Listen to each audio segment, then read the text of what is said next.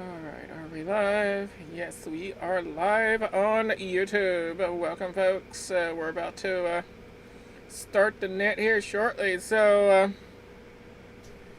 yeah. This is gonna be fun.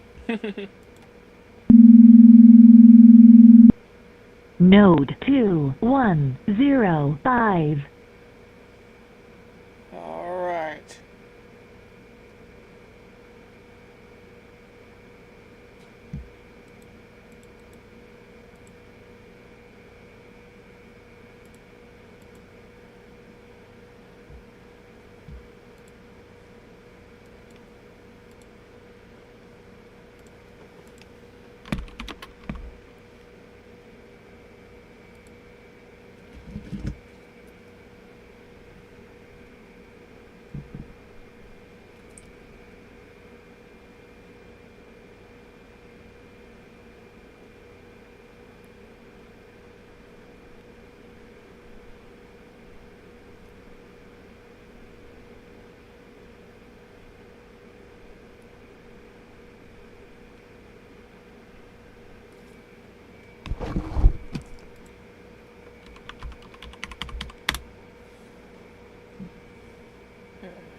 Test connectivity with the Echo Link real quick.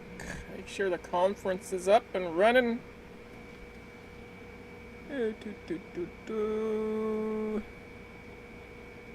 If I can find the dang thing. Huh. The Pride is offline. Interesting.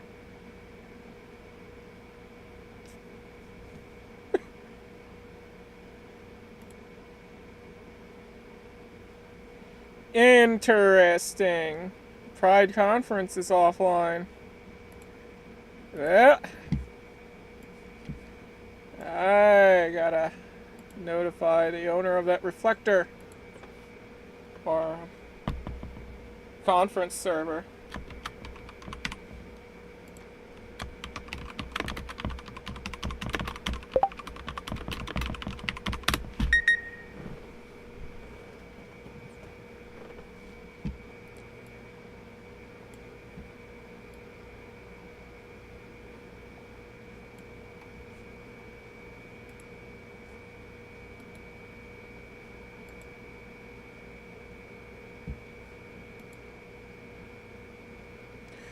Oh well, they'll just have to connect to the alternate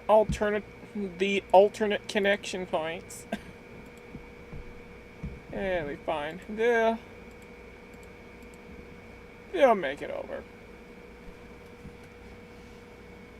One of the reasons why we have multiple connections on all the same networks that we're on. It's redundancy. If one connection method fails, then they could use another connection method to get in. Alright. Got a couple more minutes here and we'll get started, eh?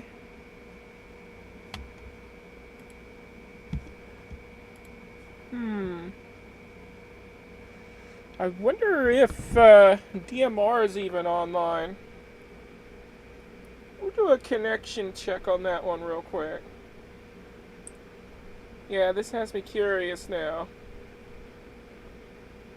If I have to delay the net a little tiny bit to do the check, I will do so. We'll see if I can test it before the net starts. Okay, so we want to connect to FreeDMR.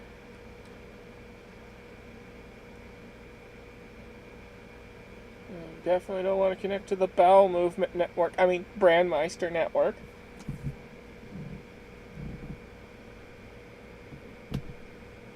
Because those terrible people banned us. Alright.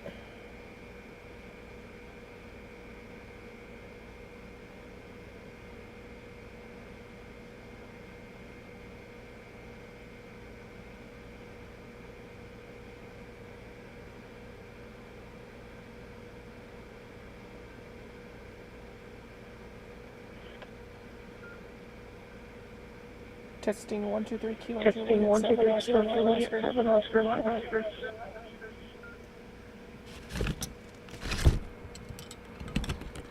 Test, Kilo Juliet 7 Oscar Mike Oscar.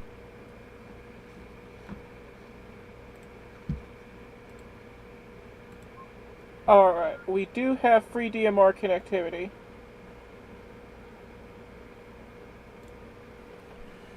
Alrighty, folks. This is Kilo Juliet 7 Oscar Mike Oscar, your net control station for the Worldwide Pride Net, also known as the Pride Radio Group Net. We're going to start in just a moment, so hang tight.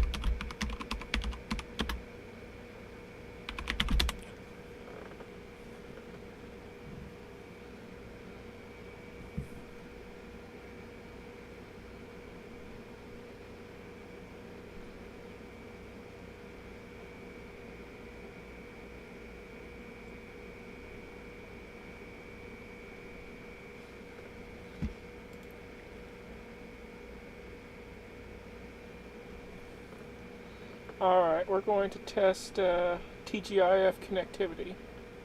I'm not going to be able to test the Freestar connectivity.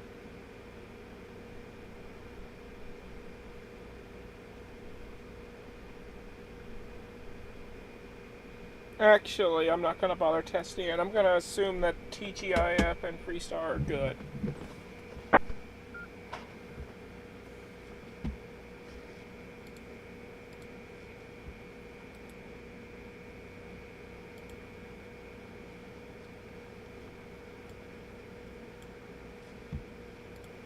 Alright, looks like Pride Echolink server might be back online again. Let me make sure before we start the net.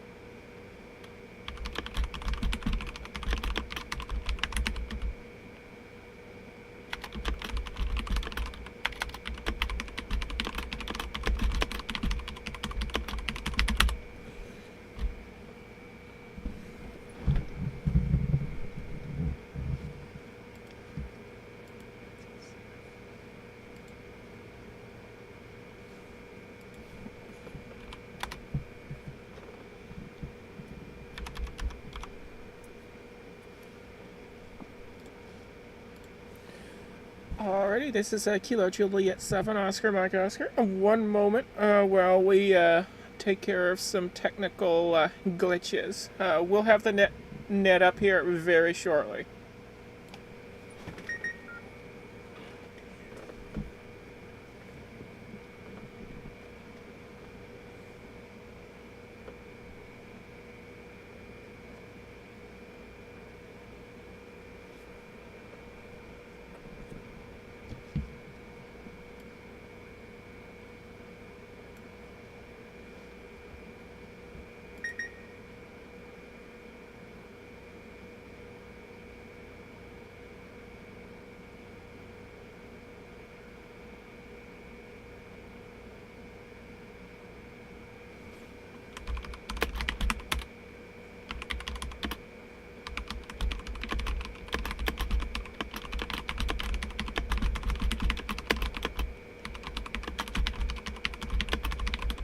Alright, we're gonna continue.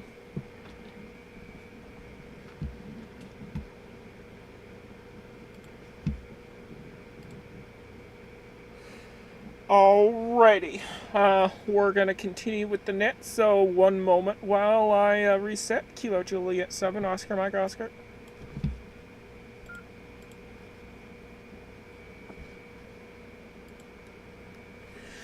Alrighty, the following preamble was generated by ChatGPT and a large AI language model, so the way the net is started is gonna sound a little different. So without further ado, here we go.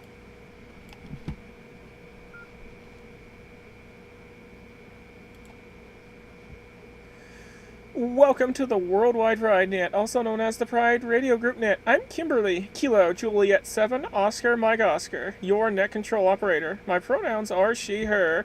This is a roundtable for general discussions and friendly chats. Please direct all calls through the net control station. We meet every Sunday at 2 a.m. Coordinated Universal Time. Before we begin, is there any emergency or priority traffic?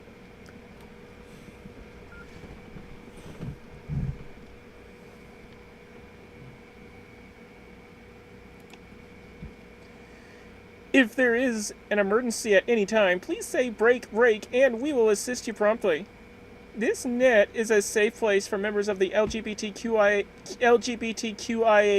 community and their allies to connect over the airwaves. It is open to all licensed amateur radio operators without the need for membership. We also welcome third-party traffic.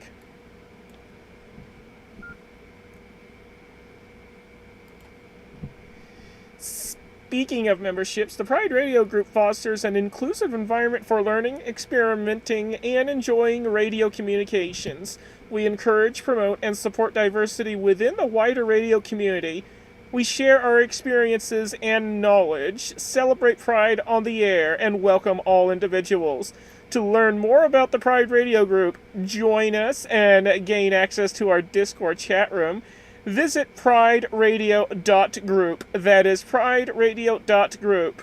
Or check out Victor Kilo 3 Papa Romeo Golf or Kilo 3 Papa Romeo Golf on QRZ. Membership is free and all are welcome, regardless of who you are and who you love. Unless you harbor hatred towards us, of course.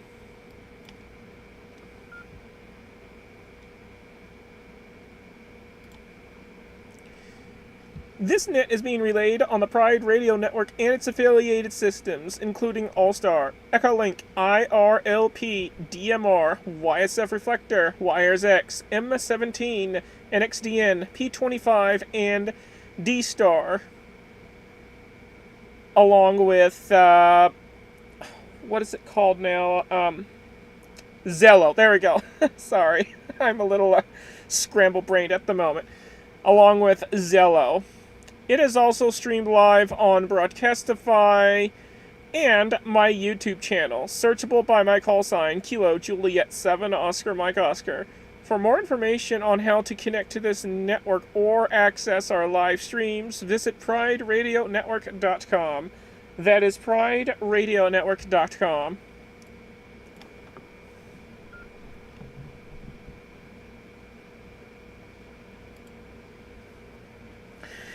You can also track and follow this net by downloading NetLogger for Windows, Linux, or Mac OS from netlogger.org. That is netlogger.org. NetLogger allows you to log into the net via real-time call signs and actively participate. For Android and iPhone users, you may download On Air NetScraper instead. That is On Air NetScraper.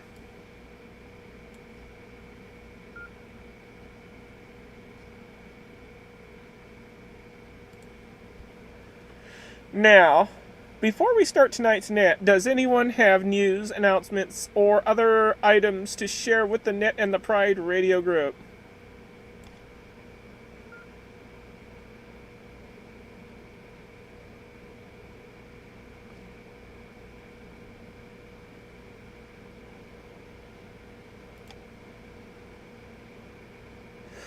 Alrighty.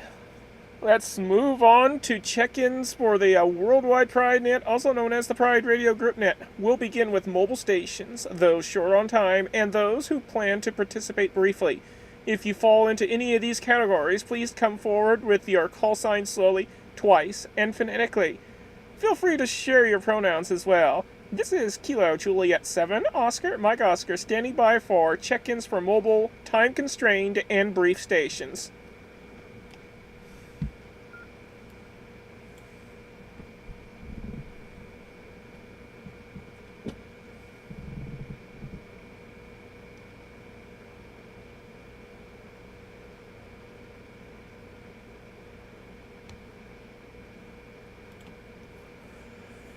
Hearing no response, we now take check-ins from anyone, anywhere. If you'd like to join the Worldwide Pride Net, also known as the Pride Radio Group Net, please provide your call sign slowly, twice, and phonetically.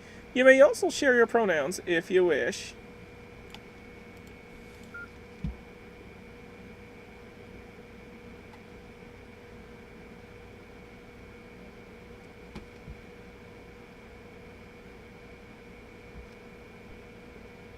This is Kilo Bravo 7, Papa Sierra Tango, KB7 PST. Alex, pronouns she, her.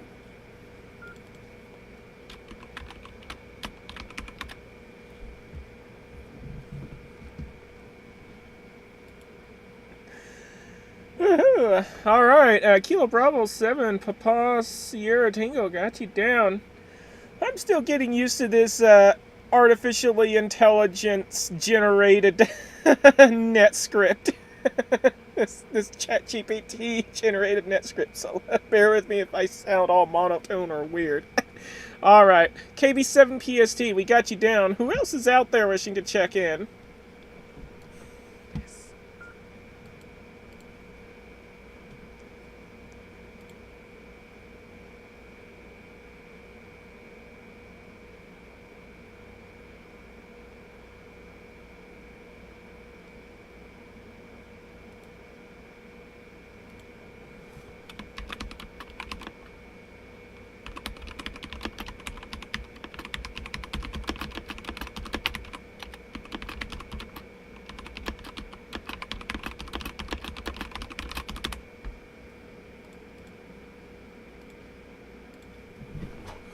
Alrighty, do we have any additional check-ins to the net before we get started? Please come down with your call sign slowly, twice, and phonetically, and you may share your pronouns with us if you wish.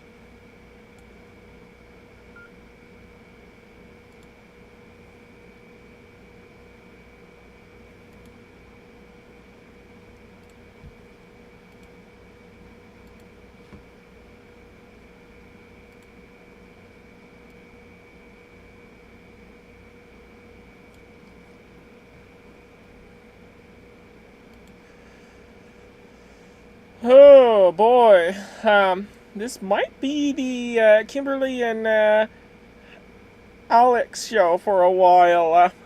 Which I don't mind, but first, let's see if we can get any additional check-ins. So I'm going to make one more call for additional check-ins before we get started.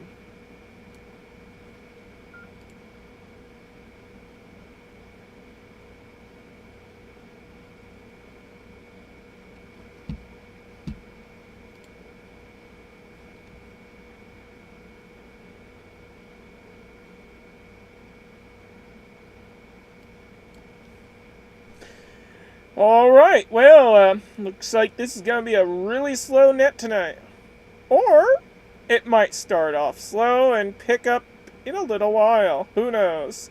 KB7 PST, we'll toss it over to you from KJ7OMO. Take it away.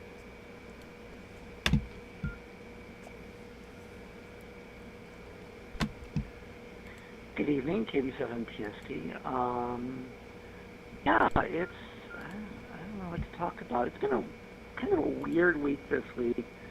I've been spending some time digging out old cam equipment from the attic that I haven't touched in probably, I don't know, 6, 7, 8 years in some cases.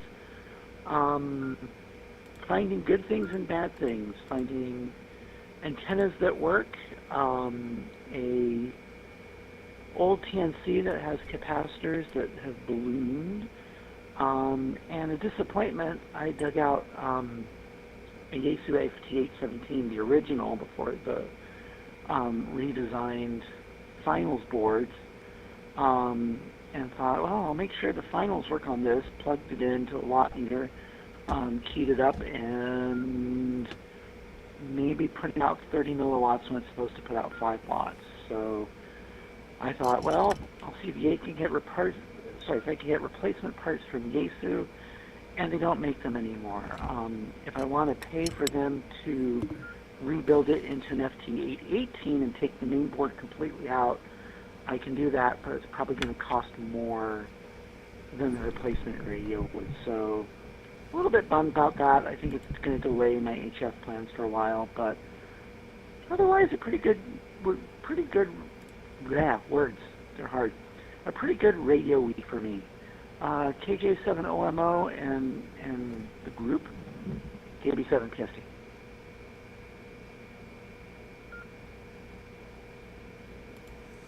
KB7PST from KJ7OMO returning. That sucks to hear about that, about your FT817. Yeah, it sounds like you may just have to troll around eBay for a while and see if you can find a replacement board for it. Or maybe it could be just something as simple as having the power turned way down, or maybe not driving it enough. I don't know. I mean, it could be anything. I mean, you could try things like up the mic gain if you can, or plug the thing into a computer sound card and modulate a tone off of that to see if you can get it to output really, nice and good. But if none of those work, then yeah, you'll just have to look around eBay then and see if you can find a replacement. Yeah,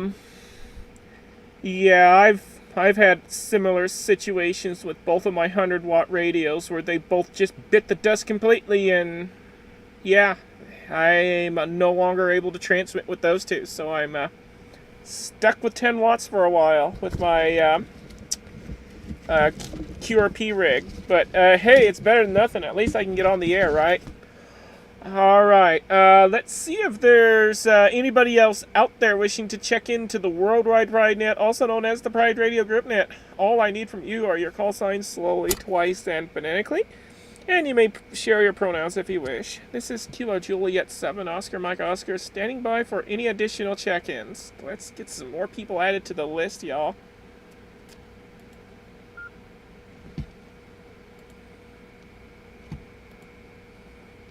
Victor Kilo 3 Juliet Echo Delta.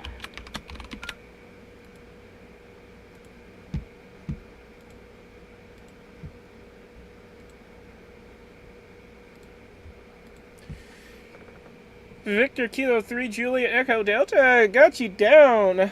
I knew there was someone else out there. Who else is out there wishing to check in? Please come now with your call sign slowly, twice, and phonetically.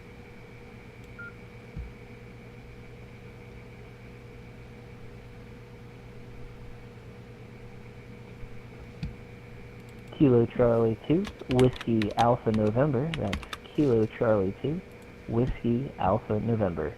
Phil in New Jersey with pronoun he, him. Ah, here we go.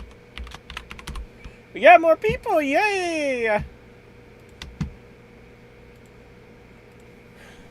I knew more people were going to show up. Kilo Charlie 2, Whiskey Alpha November, got you down. Who else is out there wishing to check in?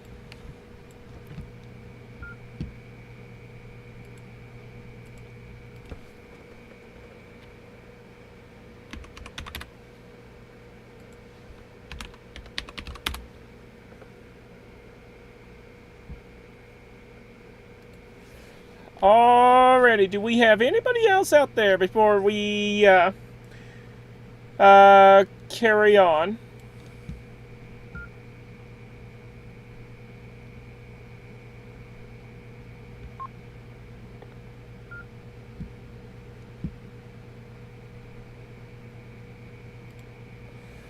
All right, I heard a key up. I'll call for check-ins one more time. Do we have any other check-ins before we continue? This is Kilo Juliet 7, Oscar Mike Oscar, standing by.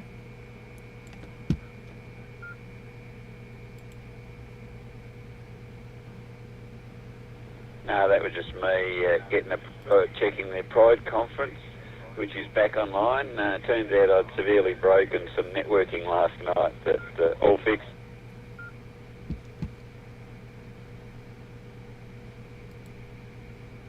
Oh, alright, roger that. Well, Tony, you're up next. VK3JED from KJ7OMO. Go ahead and take it away.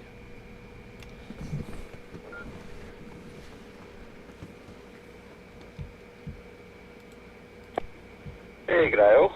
Yeah, a bit late to the party, mainly because just before the net, or around the start of the net, Kimberly says, help, the Pride conference is not working, and I thought it was initially the usual asterisk problem, but no, it was something a bit more serious. In fact, not only it, but everything on that range of IPs wasn't working, which basically meant I'd seriously broken some routing upstream.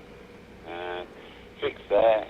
I thought it also might have been a link box issue. I had migrated to the test version. I've since reverted that, but I think I can go back to the test version because the problem wasn't related to that after all. That was this network issue. So, I thought I'd better get that fixed first and then come up on the net once we're up and running. So, the Pride Echo Link conference is working, and, that little key up was me double checking. And, what else has been happening? Had a road relay yesterday, 6.2 kilometres in just over half an hour. Beat last year's time by 20 seconds, so can't complain. Not much on the radio front other than making plans. I am looking at how I'm going to do antennas, sort of. I think I can do a full-size end-fed half-wave for 80, and there's some guys in the local club that are really good with Unnans, so I think we've got a plan for that. And I've got to sort of consult with some locals on how to plant some poles in the backyard to A, support the HF, and B, whack some VHF, UHF on top of each one of them. So hopefully I can start getting everything back up. And the new job is having the desired effect. The finances are looking good. So we can resume radio plans. KJ7RMO with the group VK3JD.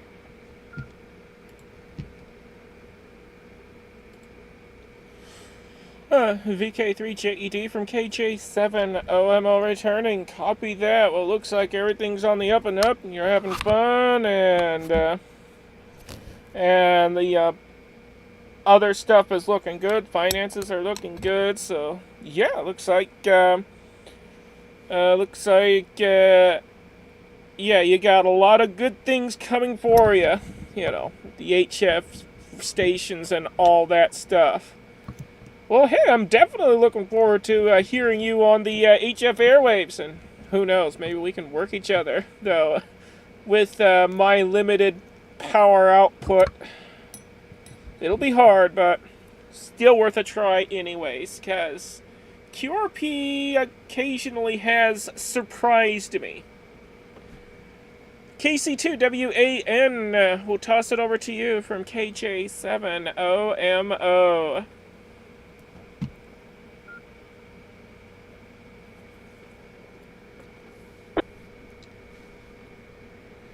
Thank you. This is KC2WAN. I'm let's see, what did I do this week with radio? I had a good field day with my club, back for ARRL field day, and got to do some single sideband stuff after hours, after everybody kind of went home for the day. So I was keeping it going late night, and then I was supposed to do like a Summits on the Air getaway this weekend, camp out, but the weather had me canceling the campsite. So I got a couple of summits in up in the Catskills anyway on Saturday when we had beautiful weather, although the air quality was not so great due to the Canadian wildfires. But I got through my activations without too much trouble. I had to wrestle my mast into place in some high winds, but otherwise it went pretty well, and that's about all that's going on with me radio-wise this week. Back to you, KCTWA.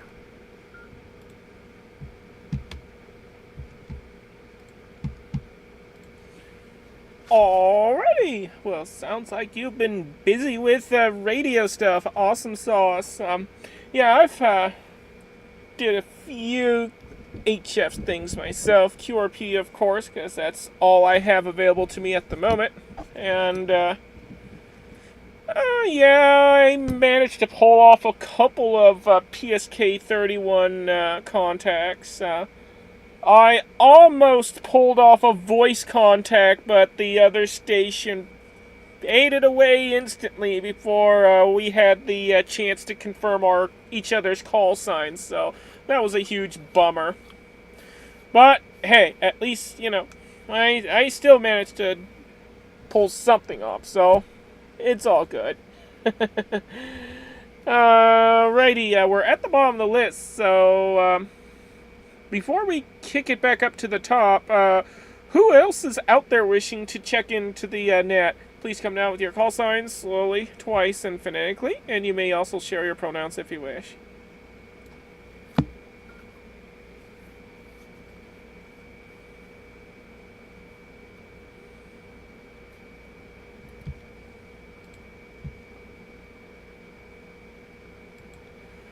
Alrighty, we're gonna throw it back up to the top. KB7PST from KJ7OMO, take it away.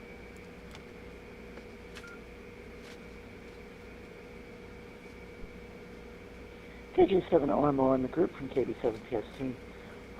Yeah, unfortunately, I had already done some testing with various power levels, and when trying to drive it with FM was getting 30 milliwatts. So unfortunately, it is pretty definitely the PA board, and because it's an earlier model of that rig, that was an issue that they were susceptible to. Like if one bad antenna match could destroy your finals and you have to replace them. So, yeah, a little jealous of everybody's success lately with HF. Tony, I'm glad to hear that you've got a new job and going to be able to pursue some radio fun. And Phil, glad to hear that you've gotten some good time. It sounds like a good time doing field day, and I don't know. I'm hoping in the future to get out and do some parks on the air stuff. There's a park not too far from me that is about a postage-sized park. It is where there's a meridian marker, kind of in northwestern Portland, and it's just this little tiny park, but it's a state park, and you can run POTA from it. So someday, excited to get to that. Take it back to Net Control, KJ7OMO from KB7PST.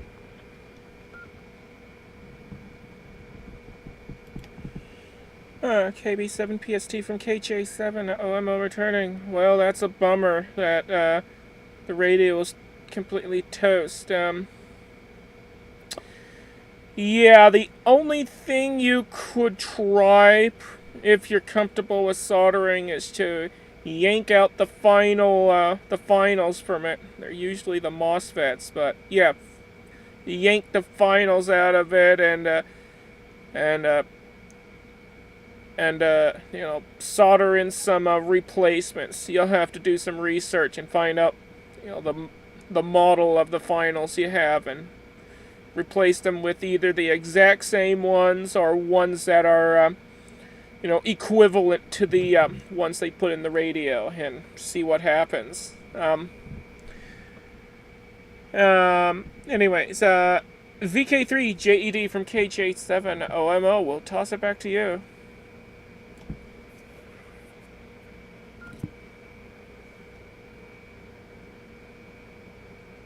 Yeah, and g'day to all the other two. We've got just the four of us on altogether, and yeah, it sounded like the might be a case of component level fix. Yeah, try and get the MOSFET or an equivalent part and put it in. I haven't done that sort of surgery since my early UHF CB days when I blew a final. But turns out that because that was already running a substitute, which I couldn't get anymore, so I found another substitute, put that in, and yeah, I later found out that the one that I was in when I first got the radio, that first substitute, was running only 1 watt instead of 5, and the second level substitute, 2 removed from the original, actually restored its power back to the stock 5 watts, so I was pretty happy with that. So yeah, blowing that final actually did result in a better outcome. But yeah, 30 milliwatts, there's definitely something wrong in the PA, that's for sure. Yeah, time yesterday was good for me, but yeah, there's some pretty elite company down there, so pretty pedestrian compared to most, but for me it was a good time, and that's all that matters. That's why I only compared it against my last year, because it's well outside my normal range, so I take any improvement, and this year's been good for the longer distances. And yeah, I am looking forward to getting on some HF, probably for you, Kimberly, especially after Mark's little post about the stack of QSL cards that he hadn't responded to. Reminded me why I don't like DXing, so I think we are looking at JS8 in preference to FT8, so I don't have that same problem. Anyway, yeah, but I'm looking forward to getting on the air and getting all my systems back up, getting the main repeater back up, and this time getting the paperwork done so I can eventually run it full time on an antenna and have digital modes on this side of town, and yeah, get the 23 centimetre one up if I can find the suitable bits and pieces. KJ7OMO with the group VK3JED.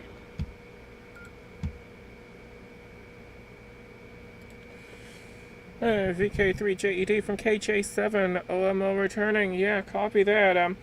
I've got a similar failure on my PA unit of my 718.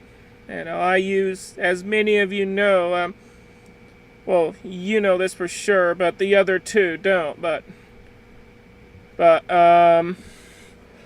I plugged my QRP rig into the PA unit of my ICOM IC718 since the main board of the ICOM went kablooey. So, and I had success with that, but I tweaked the output power of the QRP rig just a little bit too much, and as a result, I blew a MOSFET out on the PA unit of the 718. So instead of getting the full 100 watt output, I was only able to get 20 watts out of it. So yeah, I'll have to go in there and replace a couple MOSFETs and see what happens. I looked up the model of those MOSFETs, and they did something intriguing with this particular board. So the original MOSFET called for HF specific MOSFETs. Yeah, the original schematics that I meant called for HF specific MOSFETs. Well, on this current version of the PA board, it's wildly different from the schematics that they publish. They're using VHF UHF MOSFETs in that sucker in a HF PA, so makes me wonder why they've done that. It is so strange. But that's what they did with this HF, PA on the 718. Yeah, I guess it worked. I mean, it did do the job, though. It did work, but I don't know. Anyways, KC2WAN, over to you from KJ7OMO.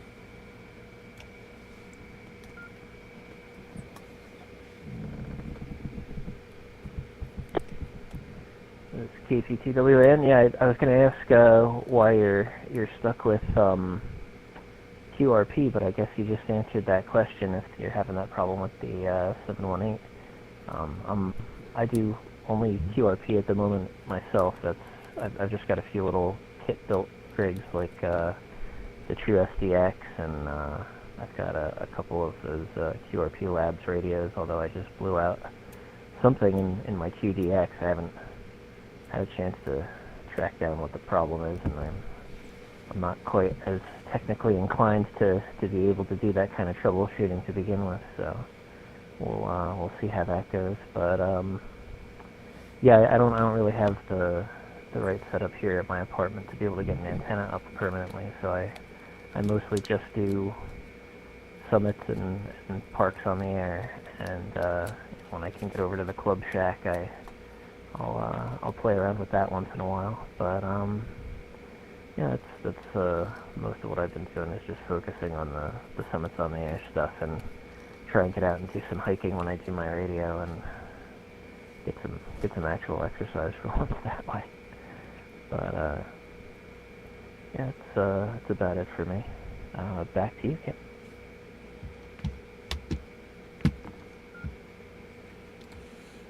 KC2WAN from KJ7OMO returning. Yeah, copy that. Well, in addition to the main board of my 718 blowing out, that was due to excessive RF in my shack. On my Ten-Tech Omni A, it's a vintage rig from 1979, it became extremely deaf. Like, nothing I could do to, make it hear again. And, so for a while I was using that radio as the transmitter. But then the VFO of that radio has gone bad. So I've started using a cheap Chinese signal generator as a VFO.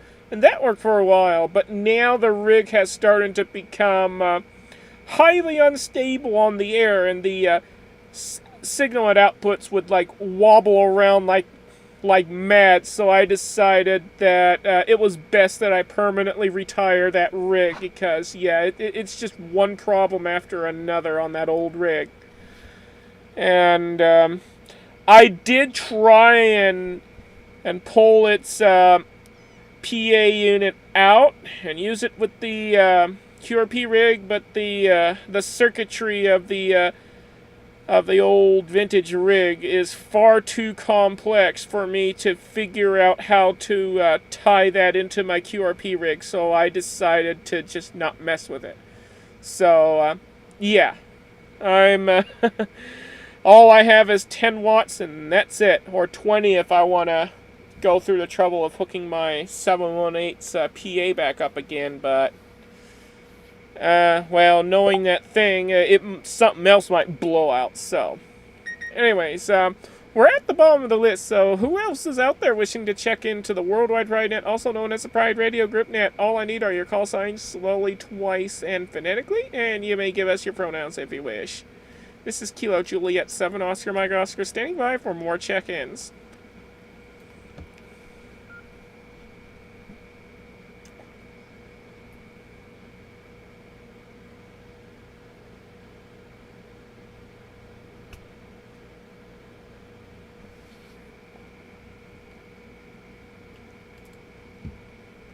Alright, do we have any additional check-ins before we kick it back up to the top? Kilo Juliet 7, Oscar Mike Oscar standing by.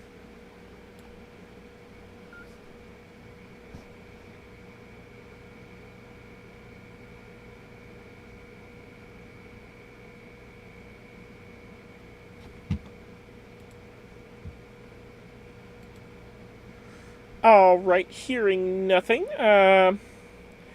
KB7PST from KJ7 OMO, back to you.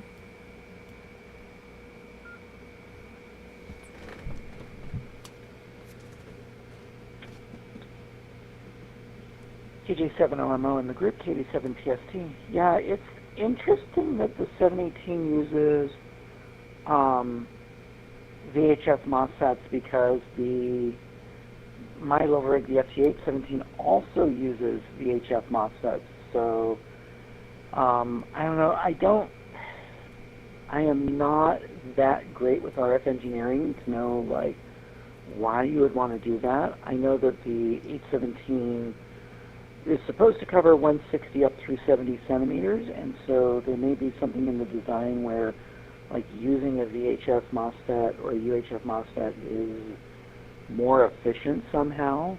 But looking at what I've seen on the net about replacing them, one thing that comes up a bit is that you want them to be, it's a pair of them and they need to be matched so that they're resonant together. And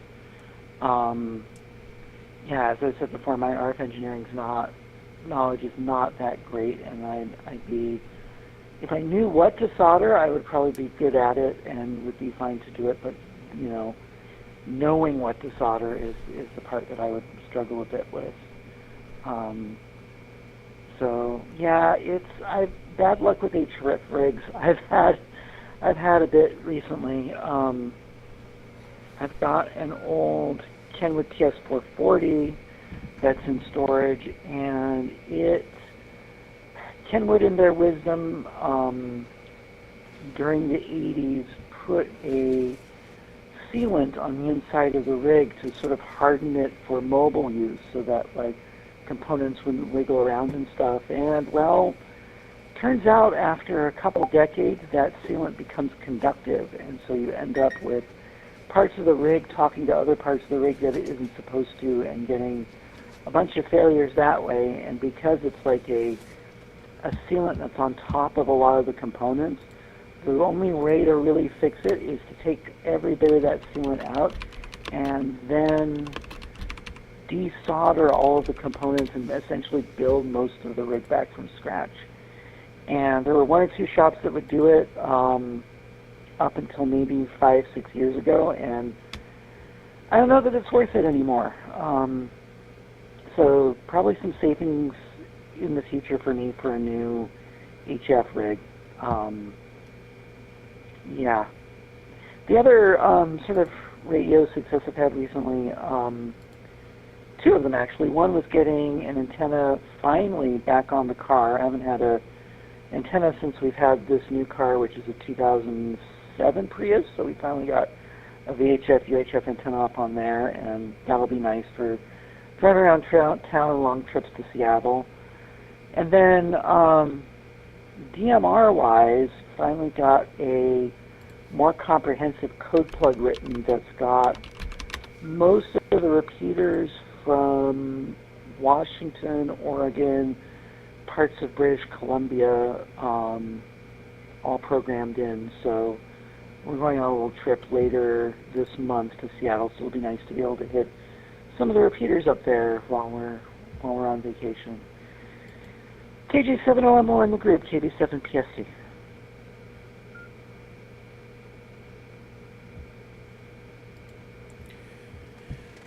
KB7 PST from KJ7 OMO returning. Yeah, copy that. That sounds like a fun little trip to Seattle. Yeah, heard a lot of nice places about that area.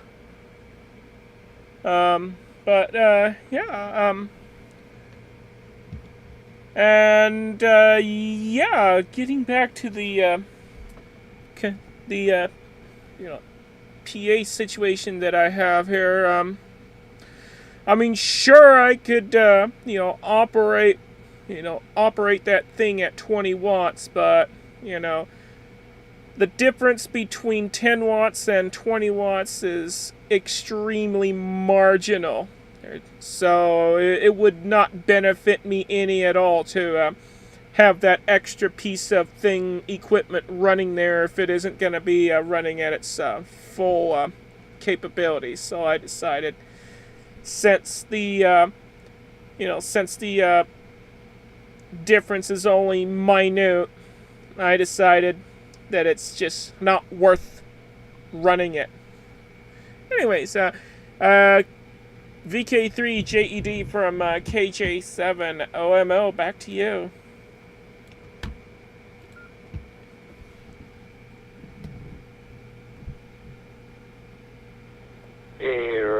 Yeah, 20 over 10 is,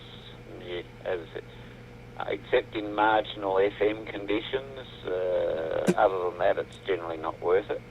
On SSB, very, very rarely would it be worth it. 99 times out of 100, probably more trouble than it's worth to hook that up.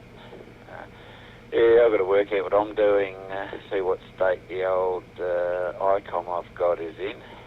It was showing signs of being quite long in the tooth. It's a 40-year-old radio, so yeah, it was struggling a bit. I mean, push comes to shove, I can always put the 818 on and go QRP myself. Haven't actually fired up the HF side of that rig. It's all been VHF, UHF since I've had it.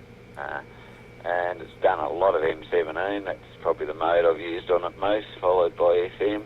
A little bit of SSB with some slow scan, and I did have a really good chat on SSB and slow scan mix. Well, one day it was just SSB with a local ham, and I think we even managed a contact across town with me on the rubber duck, running 2.5 watts. But obviously on the base antenna it was far better. So had a little bit of fun there. Even though 6 was available at the time, there's only a foundation, so we weren't able to do any two-way testing on 6. I can't remember if I got him to listen or not, but certainly two-way on 6, and he doesn't have an antenna anyway, so your two-way on 6 meters definitely not feasible up till now, until he upgrades at least and gets an antenna with 6. Phil, I haven't done any soda or POTA, mainly because I don't get time. I don't have the problem of needing to go out and exercise. I do a ridiculous amount as it is, between training and competition and all that sort of stuff. So, don't get time to haul the radios out. At the moment, getting around everywhere on the bike, although I should have the car back on the road in a few weeks, 2 or 3 weeks with a bit of luck. He is hoping, which will simplify a few things as well.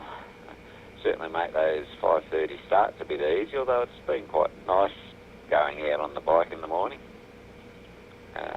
No traffic, get some really quick trips in, and I can take shorter routes where I've got to cross roads that are normally busy, but at 5 in the morning they're dead quiet. So that helps. And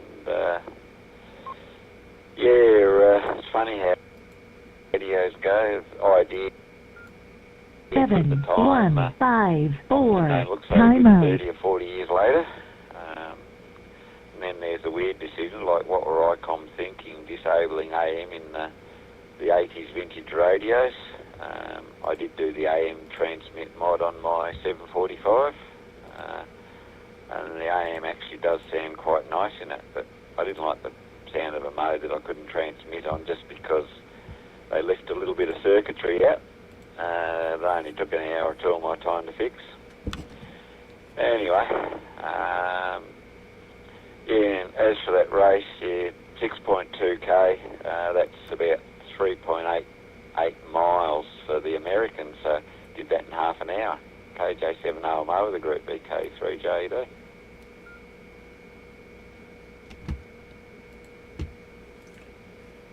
VK3JED from KJ7OMO returning. I heard a warning on All-Star saying node 27154 timeout, but I still heard your voice anyways, so I don't know what's going on with the thing.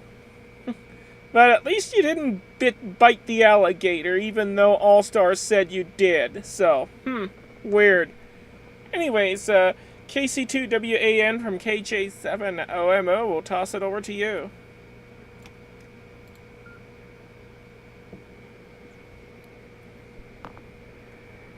Thanks, Kib. Yeah, I think it's getting a little late here. I'm gonna probably call it a night, but it was nice talking to everybody, and I hope everybody's HF woes are resolved soon, whether it's unbelievable conductive coatings that they put on decades ago, or power amplifiers, as the case may be. And I will say 73 and good night to everyone on the net.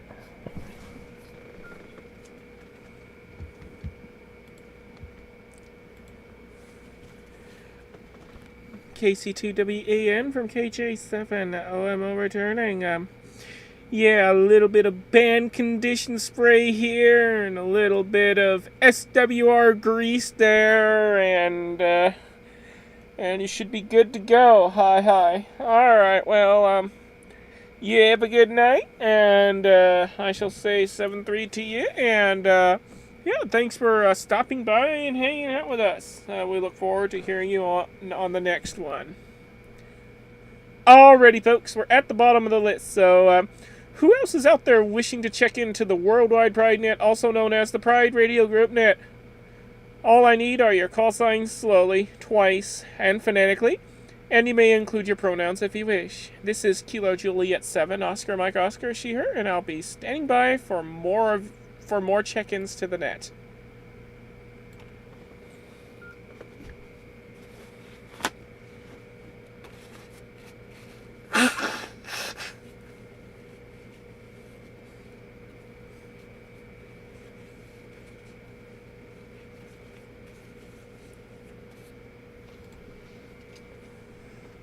Do we have any additional check-ins before we kick it back up to the top? Kilo Juliet 7, Oscar Mike Oscar, standing by.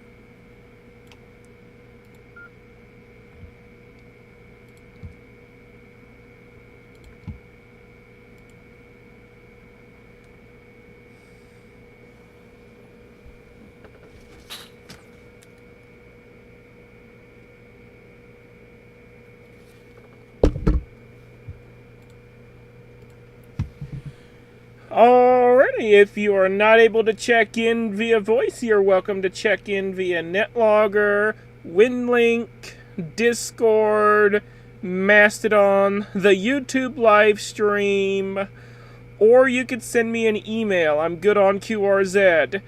We're gonna kick it back to KB7PST. This is KJ7OMO. Back to you.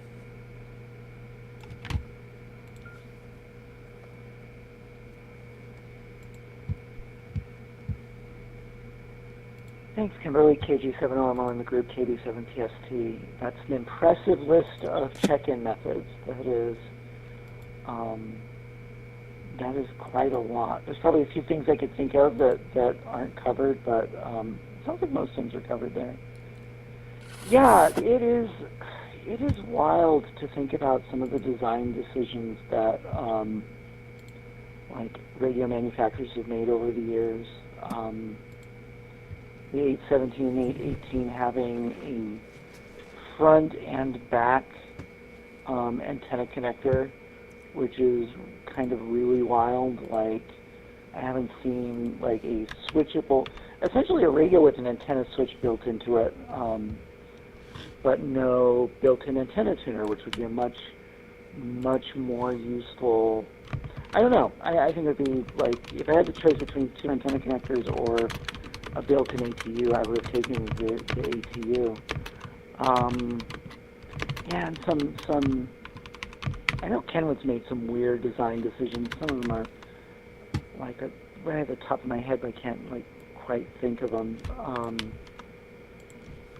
Yeah, and I feel 20-ish years behind the times in terms of like what newer HF rigs do. Like I got the HRO catalog, Ham Radio Outlet catalog recently, and just kind of looked through the pages and was astonished by, oh yeah, everything Icon has got a Spectrum scope on it now. Everything Yaesu comes with YSF and APRS and all these other features. Yeah, and I don't know. It's interesting to see that, like, I think 20 years ago, people were saying ham radio was going to die, and people weren't going to sign up for weren't going to get their licenses, and like all of these newer, modes were not going to. And I think like it much like the diversity of people in ham radio, like the diversity of operating in ham radio has kind of really kept things afloat. So yeah, and Tony, that sounds like a very fast time for you. It's an extremely fast time for me. I don't get out much and exercise at least as much as I wish, which is probably the impetus for maybe doing some Parks on the Air and kind of getting some exercise in and radio in at the same time, kind of do two things at once. Cool. KJ7 OMO in the group, KB7 PST.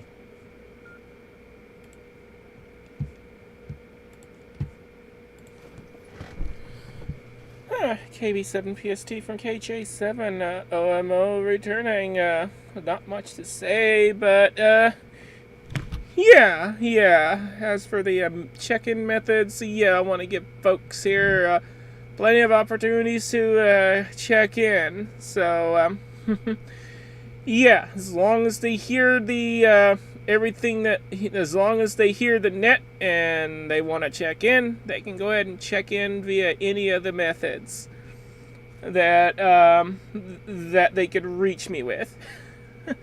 All right, VK3JED from KJ7 OMO. We'll toss it back to you.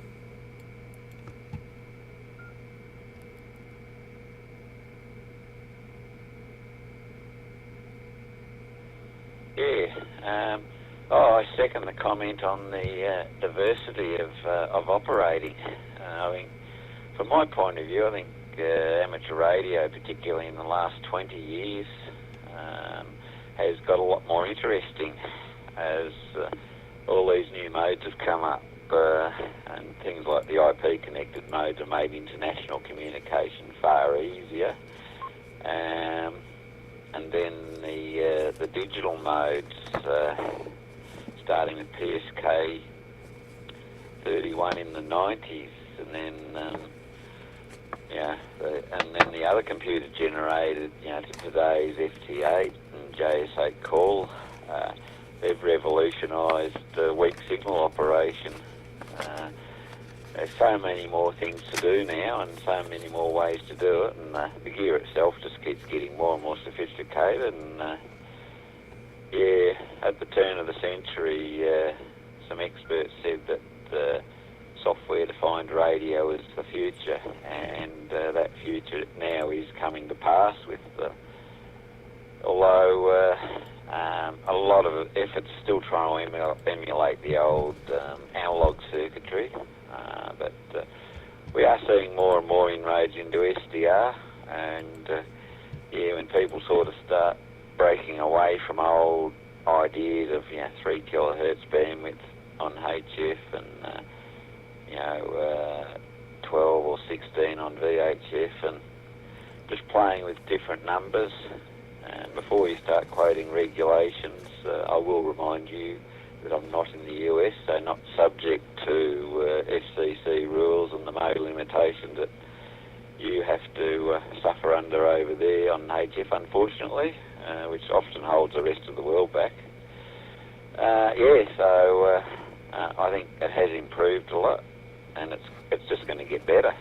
And we're seeing new generation, more diverse, a lot more younger people getting in, and a lot more diverse range of people.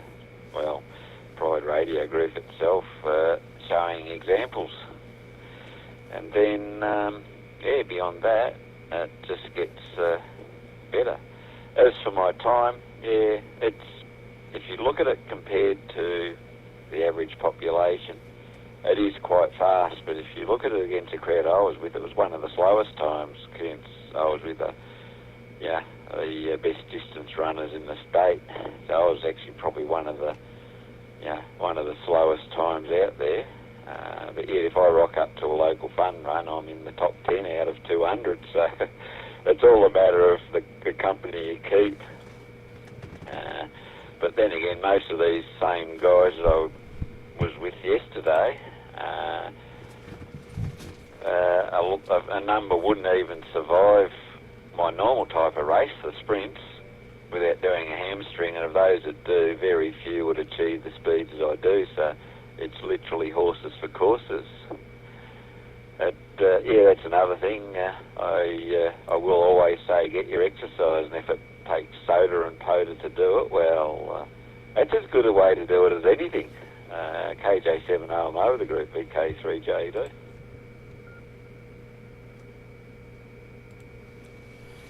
VK3JED from KJ7OMO, your net control station returning.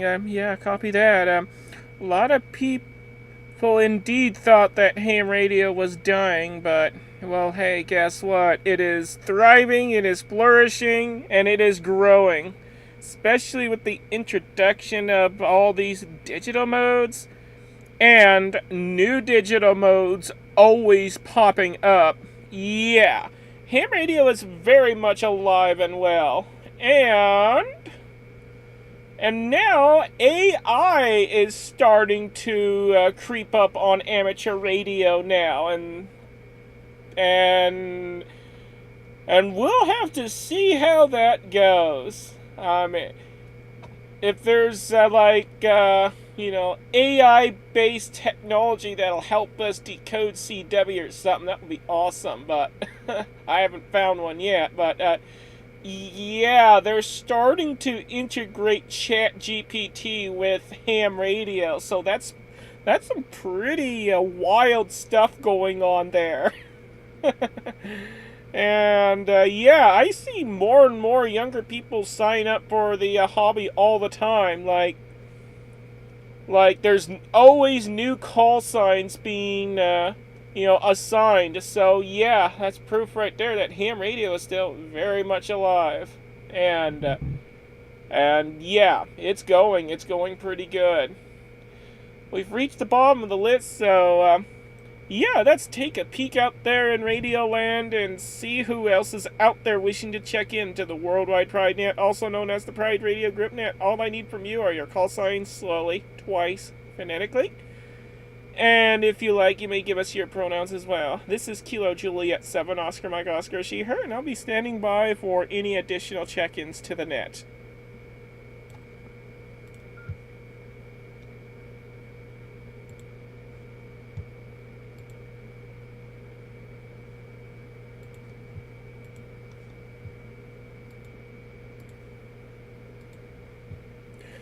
Alrighty, do we have anybody else out there wishing to check in before we kick it back up to the top?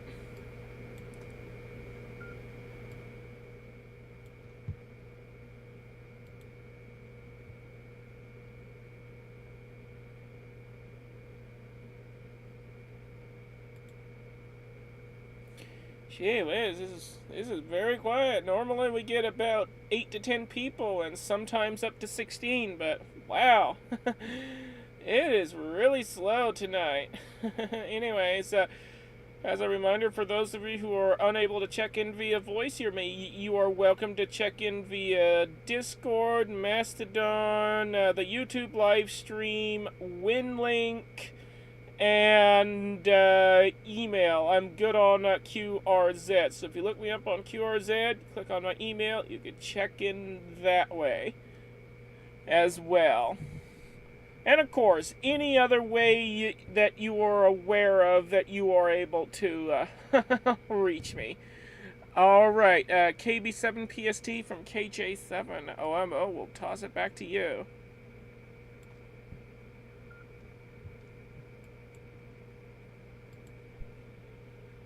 KB7PST returning. The comment about the FCC doing vastly illogical things hit a deep chord with me.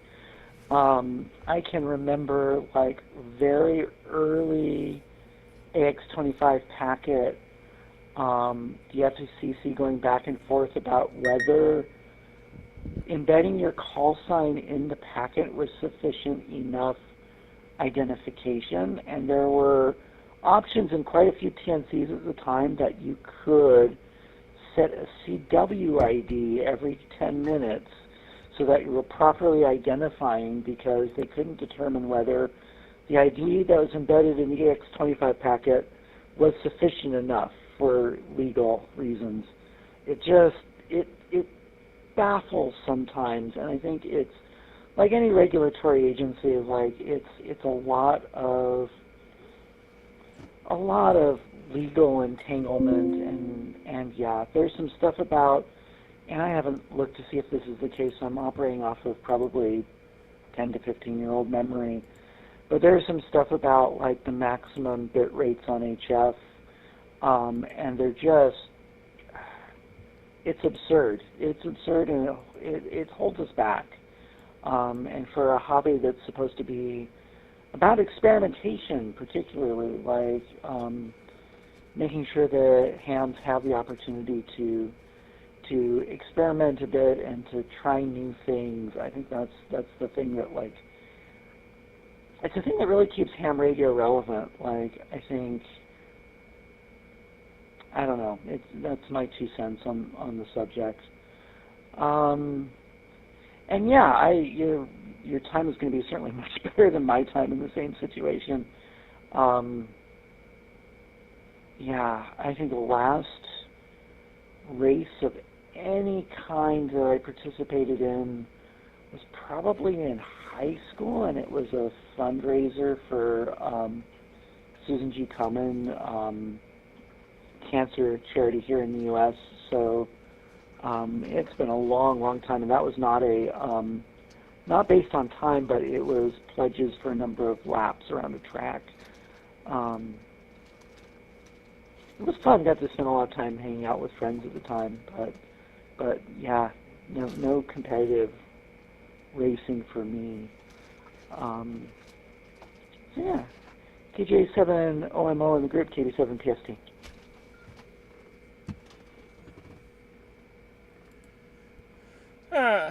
KB7 PST from KJ7OMO returning. Yeah, copy that. The FCC does everything bass backwards. That's bass with a Bravo, by the way. Yeah, they just, I don't know. All these rules and everything they come up with just completely goes against logic. Like, what? Canada, for example, you have more, freedom with your radio equipment in Canada than you do here in the U.S. Like, in Canada, you can literally transmit anywhere on the, voice anywhere on the band if you want it. You're not just limited to digital and CW only on this portion, and voice, SSTV, and CW only on that portion of the band, and all that stuff, and the symbol rate limit, or the baud rate limit, or whatever the heck it's called. That is also absolutely ridiculous as well. In fact, there's been a lot of push for the FCC to, at least change the silly symbol rate restriction, but, the FCC just wouldn't budge. They don't want to budge. So now we have, politicians trying to introduce, legislation that would force the FCC to, to do away with the silly symbol rate limits. And I really do hope that passes, because if that passes, then at least that'll eliminate, some of the stupidness that the FCC implemented and allow amateur radio to, to expand and allow us to do even more fun things with it, with the increased symbol rate, limits. And I really do wish that they would do away the the silly, digital modes only on this portion and voice only on that portion nonsense, and just let us transmit wherever we want. And the tiered system where another problem is that as a general, I don't get to transmit on, some of the, some of the bands. I mean, I would like for that nonsense to be eliminated as well, and just let us transmit anywhere, but with slightly reduced power. I mean, I don't mind if, we're limited to something like, 500 watts, for example, as long as we can have access to the entire band rather than just portions of it. Because, anyways, I'm rambling now. VK3JED from KJ7OMO, but over to you.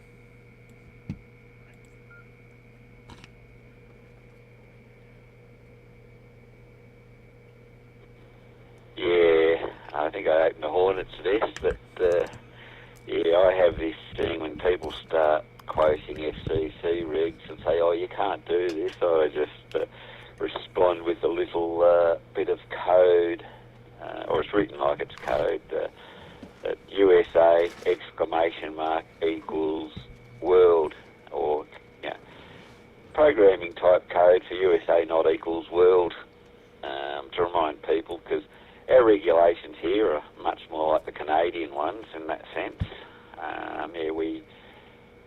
We can use any mode we like on HF. If you're allowed on a HF band, you're allowed on the entire band. You can transmit what mode wherever you want. I mean, I could come up on, upper sideband on 7.000 megahertz if I wanted to. However, that said, the WIA does publish band plans as recommendations, and almost all of us do follow the band plans as best we can, as they are recommendations, and they sort of formalised agreements, but there's no legal standing. There's no legislation saying you must do what's in the band plan. It's just that everyone chooses to make everyone's life easier. Occasionally you might be doing something really oddball that doesn't really have a spot in the band plan, so you look and say, that's probably the best fit, and just try and fit in and listen out for others. So, common courtesy. I think the FCC needs to let AMs grow up and act like adults. I know some don't, but the majority do. The majority are pretty good. And yes, never had a symbol rate, or I don't remember a symbol rate limitation here. We used to have novice band segments, but they're long gone. So today's foundation on the bands, they're allowed to have full access to the band and access to full modes. It's a bit more sensible here. As I said, very much like Canada here as well.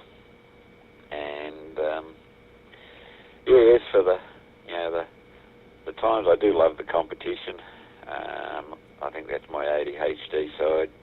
Like the dopamine hit of having a crack and seeing what I can do, and then the high afterwards, which I was on a bit of a high all last night and even a little bit this morning. So that was good. And it's legal and the side effects are fantastic. I don't do too bad for a 55-year-old. that's for sure. But looking forward to the summer where I can go shorter and far. 5, I 4, do time out. serious damage in terms of scoring points and medals and those sorts of things. The longer stuff this time of year is just to keep fit, filling time and not get bogged down in the mundane. Anyway, KJ7OMO, the Group VK3JD.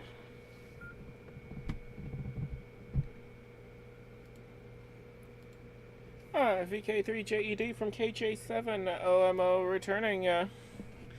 Yeah, copy that. Yeah, Australia seems to have, much better regulations for ham radio, though.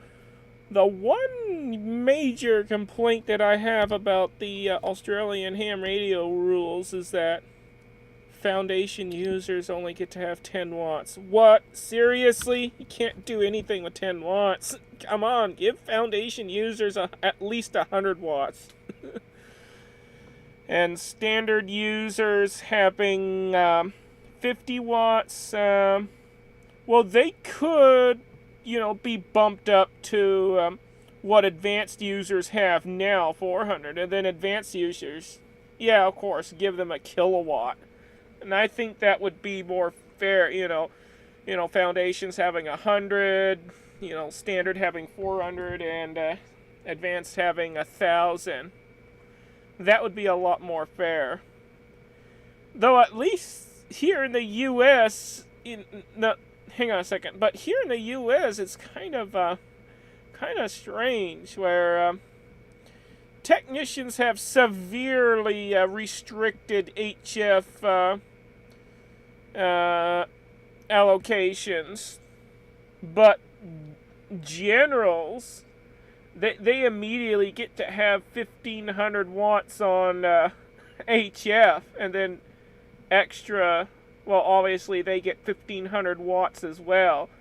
But technicians, well, they're limited to just 200 watts on HF. Like, above HF, though they can have 1,500 watts all day long if they wanted above HF, but on HF they're limited to like 200 watts or something. And they can only do CW on the 3 bands below 10 meters. I think 15, 40, and 80. And then they only get like digital CW and single sideband only on 10, just a small sliver of 10 meters.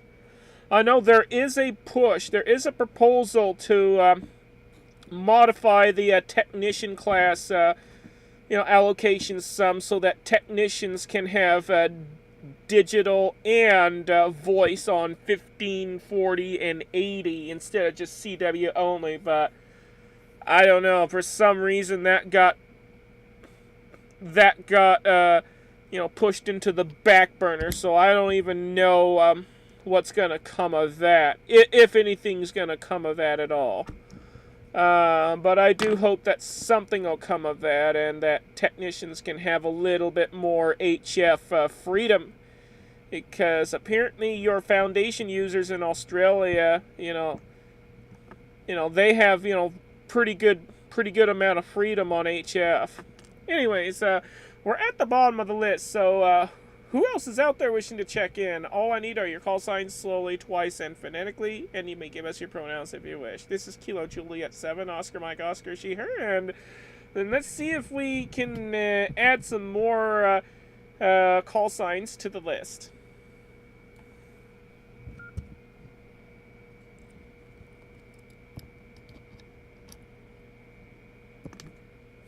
This is W1DNS, Whiskey 1, Delta, November, Sierra, Colin, he, him, his.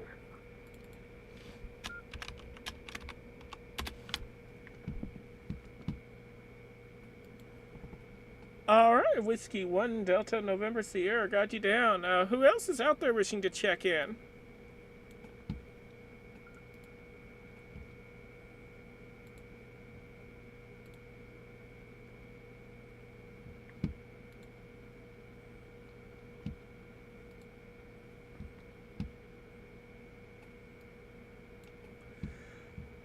All right, Whiskey 1 Delta November Sierra from Kilo Juliet 7 Oscar Mike Oscar. We'll toss it over to you.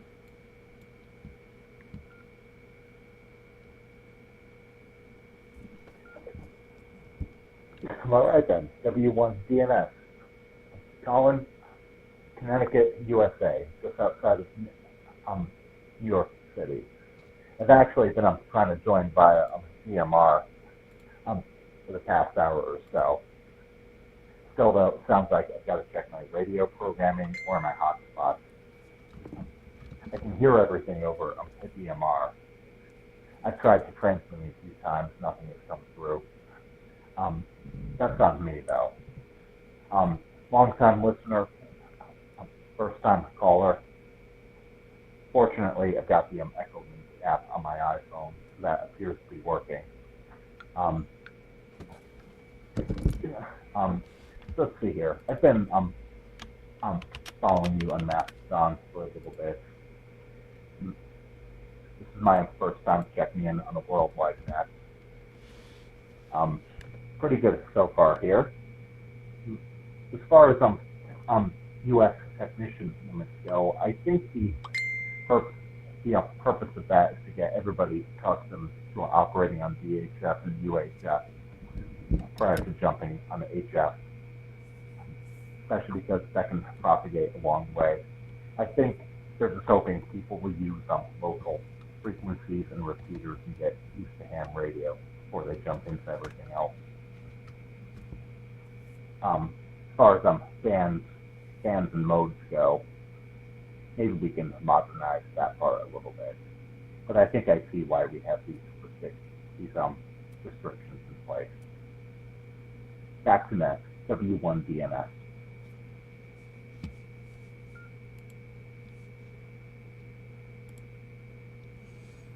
All right, copy that. Yeah, we have a Facebook check-in from Victor Kilo 2 Whiskey Alpha Yankee, so we'll toss it over to them from Kilo Juliet 7 Oscar Mike Oscar.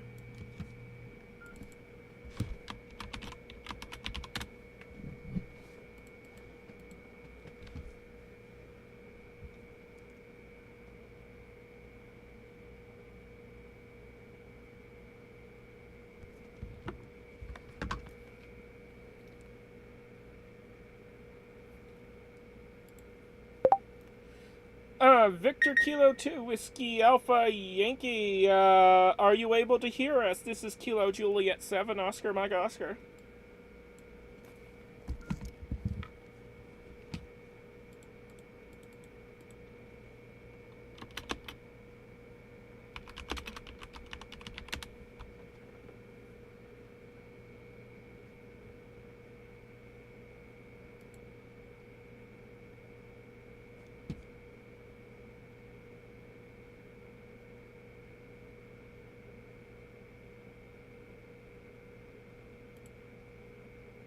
Alright, apparently they're having radio issues at the moment. Yeah.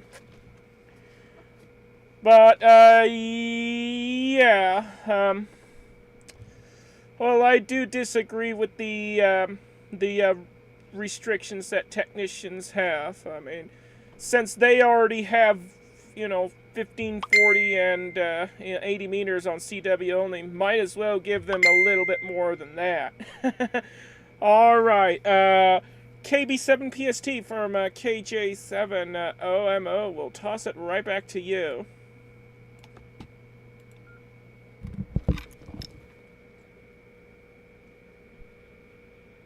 Good evening, KJ7OMO, KB7PST.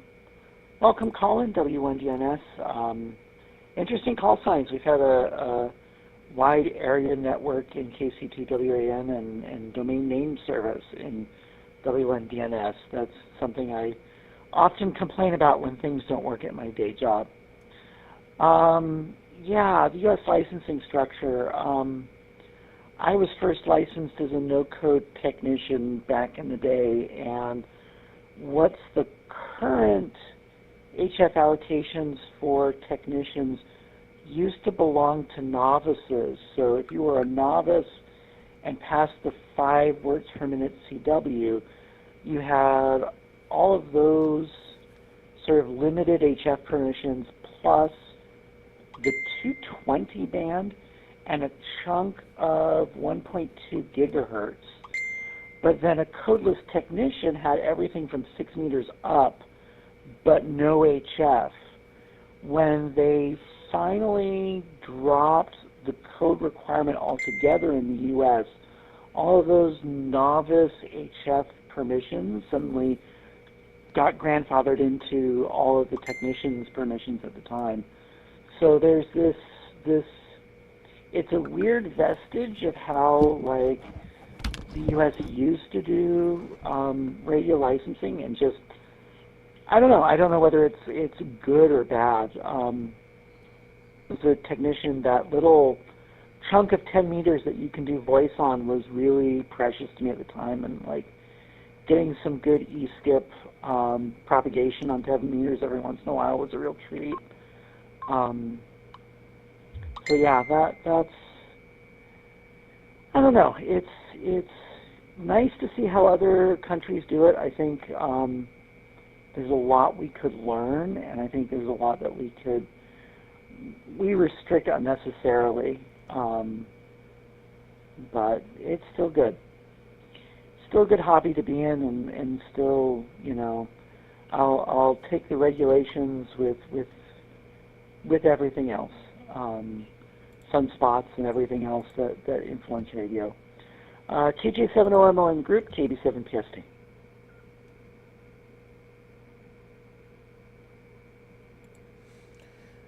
KB7PST from KJ7OMO returning. Yeah, totally. I mean, I'll also, you know, work within the regulations as well, and make the best of it. Though one country does things quite interestingly, and in my opinion, has the best kind of, you know, is, I think, the best way to do it. New Zealand. In New Zealand, when you first get started, you start, you know, you take a very difficult ham radio exam, but if you pass it, you'll get, you know, a limited, you know, privilege license for at least for the first few months.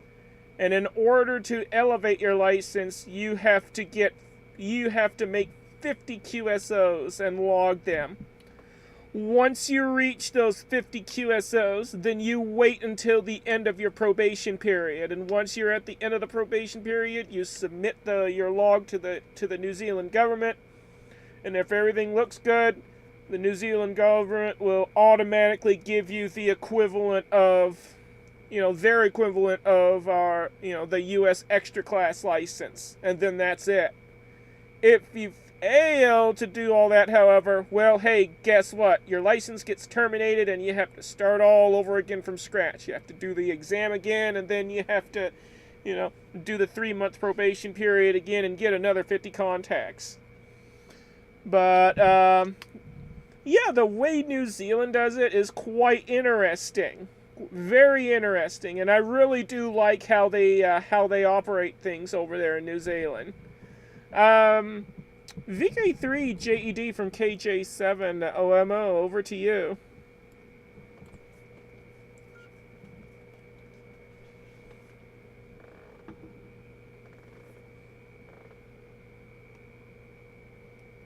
Yeah, make sure I got it. Yeah, it looks like it. Yeah, I dialed myself off frequency as I picked up the radio. So yeah, that wouldn't have worked too well. I've had to put myself back on the frequency for the Shari on All-Star today. And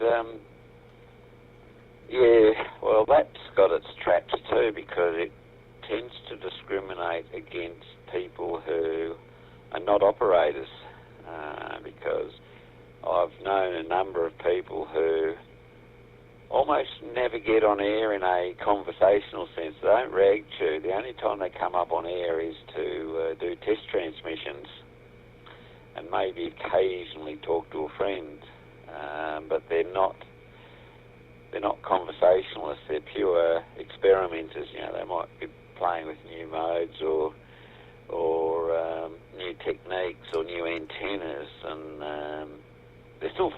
hobby. It's not contributing to the chatter, but I don't see that's a bad thing. So, yeah, that's a flaw with that model. If you're not a conversationalist, it then starts to become a bit like CW, and knowing the type of people that this hobby can attract, i.e. the neurodivergents, you will have a certain percentage who really, really don't want to talk. They're here to experiment, be technical, tweak, tinker, and contribute on a more technical side. So, yeah, I'm not real keen on that idea either. But yeah, everyone does it differently. Yeah, when I first got licensed in '89, it was, we had mandated modes, although the list for the higher license classes were longer, and we had novice band segments, much like the US technician and general segments today. So to me, the US system looks archaic because our system looks a lot more like it 35 years ago. I actually never got the full license here. I got what was originally called a combined license, where I had the no-code limited license, which gave me everything from 50 meg and up, and I got past the code for the novice, which gave me the novice segments at lower power. I think it was 30 watts average. No, it was 30 watts PEP on sideband, 10 watts average, I think, on parts of 80, 15 and 10 metres. Towards the end of the 90s, that novice segments went away for us, and our licence was called an intermediate, and we had full access to 80, 15 and 10 metres, and that's when I started experiencing 10 metres FM, which was outside the novice segment. And then in 2000, when the Morse speed went down to 5 words a minute, we were grandfathered equivalent to full license. And then in 2004, the limited licensees joined us when Morse was dropped altogether. And then we had, and that persisted until 2005 when the current license classes were introduced, but they're still being reformed. Foundation's been opened up considerably since those days. All modes are allowed instead of just some analogue modes, and it used to be 10 watts PEP and 3 watts average, but it's now 10 watts all mode. So there's been some things. And by the way, standard here is 100 watts on single sideband, not 50. Just for your info. So yeah, things have sort of changed. And yeah, good day to Colin. I heard your calls.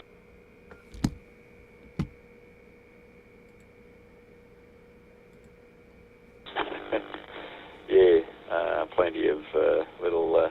I'm sure you get all those. My call sign's one letter off being a Jedi, so I'll just pull the lightsaber out now. Anyway, KJ7OMO and the group VK3JD.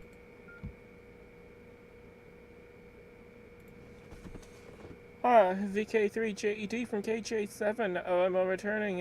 Copy that. That's quite the history there that Australia has gone through with the ham radio. I mean, my mind is just blown. Wow. So much advancements. And now I heard that they are, advancing the Australian ham radio stuff again. So, I mean, the future for ham radio is only getting better. Back to W1DNS from KJ7OMO. Take it away.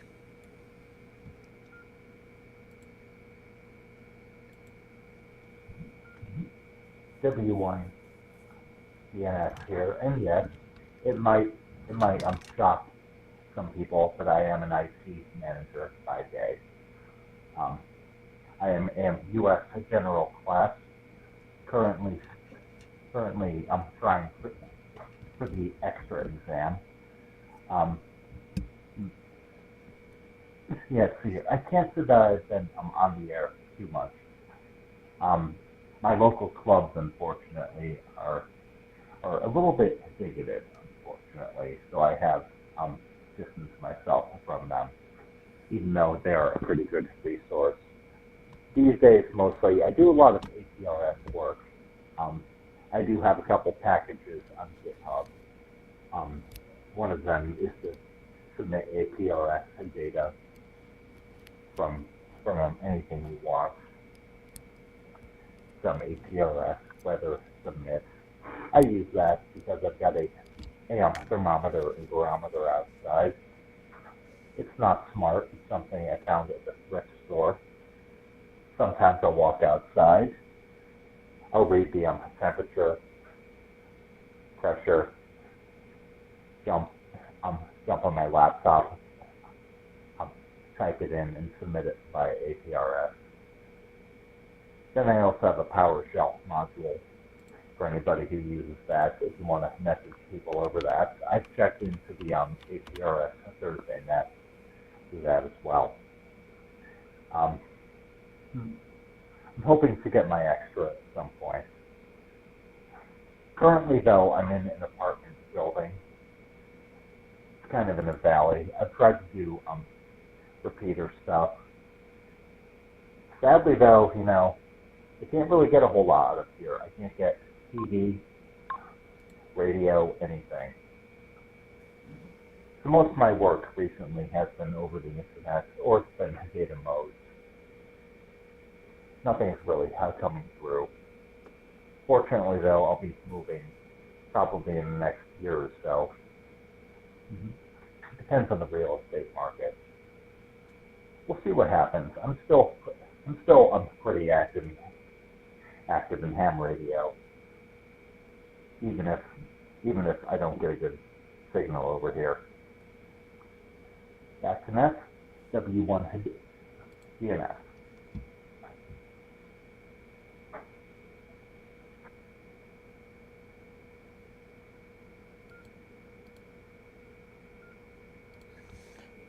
W1DNS from KJ7, OMO returning. Yeah, copy that. It sucks that you're in an apartment where your antenna options are limited. It also sucks that ham radio coverage is limited in your area as well, but hey, at least you're able to make it out. And it's also unfortunate that you're dealing with a local club that's full of bigoted people. It's a real shame. Yeah, it's sad to see a lot of bigotry on ham radio, but the good news is more and more diverse people are starting to join ham radio. And if enough diverse people were to join, then eventually the voices of the bigoted would be drowned out and replaced with the voices of, diversity. And this is definitely one of the goals of this group and also this repeater network, is eventually, I want to have the repeater network expanded to, cover a lot of places and give, more, have more ways for people to join us, basically. And yeah. But yeah, hopefully here soon you'll move into a better living conditions, and you'll be able to have that nice antenna farm that you dream of, if that's what you're dreaming of.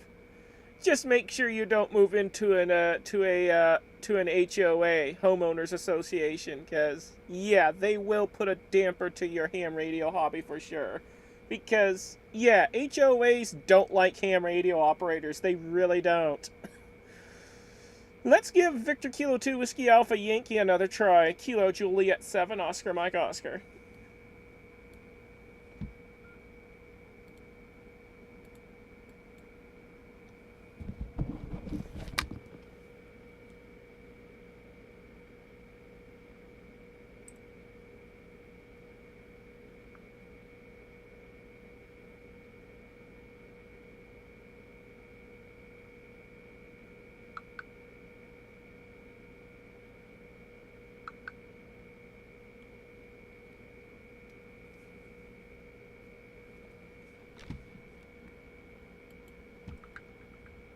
Victor Kilo 2, Whiskey Alpha Yankee from Kilo Juliet 7, Oscar Mike Oscar.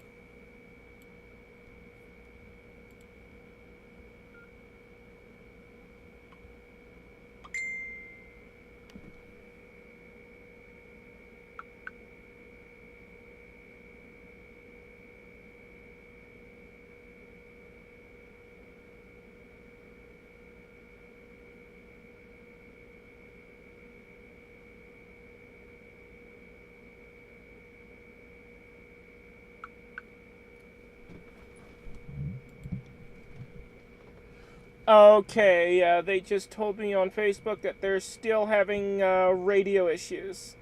Alright, we're at the bottom of the list, so let's see if we have any additional stations out there wishing to check in. All I need are your call signs, slowly, twice, and phonetically, and if you wish, you may give us your pronouns as well. This is Kilo Juliet 7, Oscar Mike Oscar She Her, standing by for any additional check-ins to the net.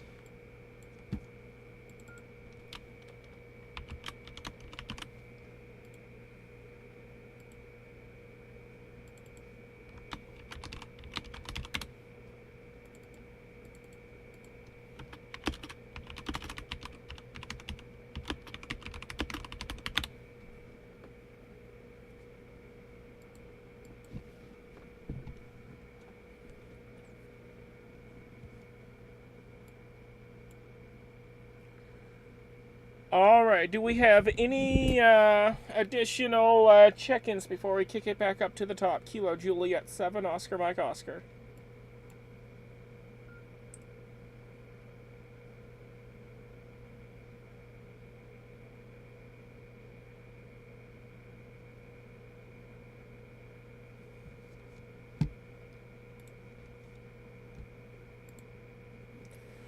Alrighty, KB7PST from KJ7OMO. We'll toss it over to you.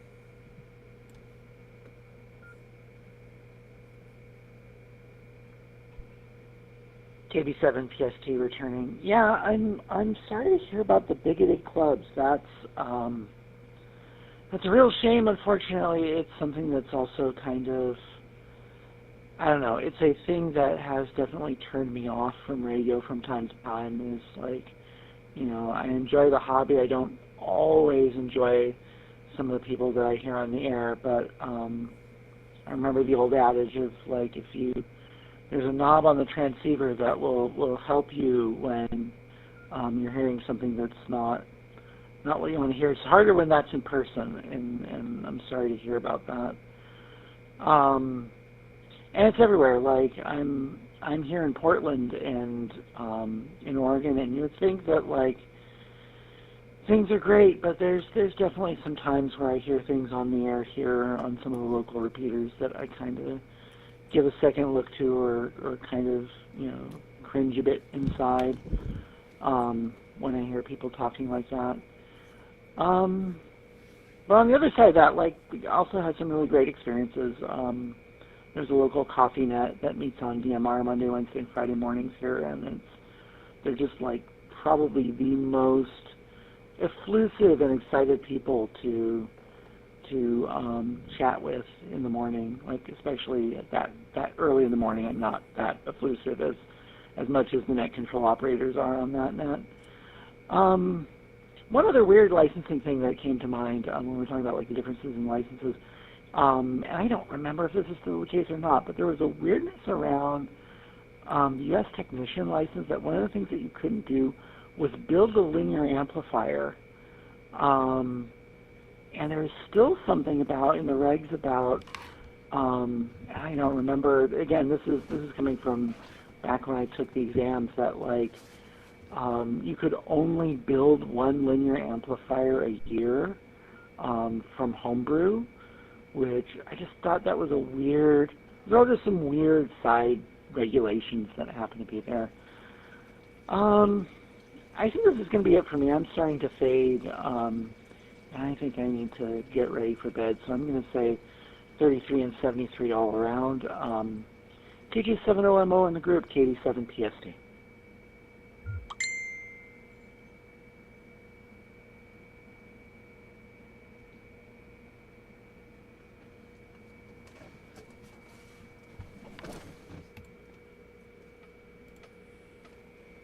Here we go. KB7PST from KJ7, OMO returning. Yeah, that's some really odd stuff.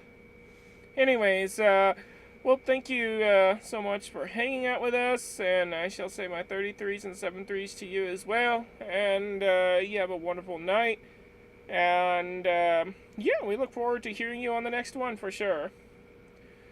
VK3JED from KJ7OMO, we'll toss it over to you.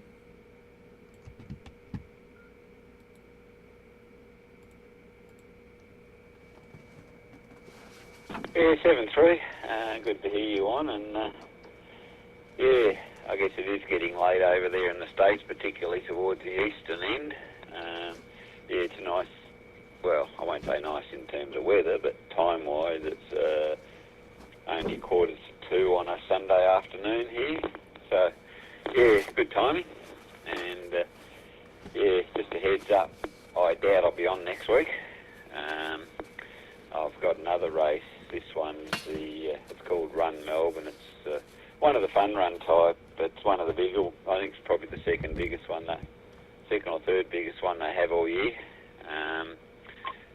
There are thousands of people in it, only 5.2k, so slightly shorter, about a k shorter than yesterday's effort, and a more varied field. So yeah, in terms of where I am in the order, I'll be up relatively high, since yeah, there probably will be some elites, but there'll be a lot of just everyday joggers and walkers and whatever.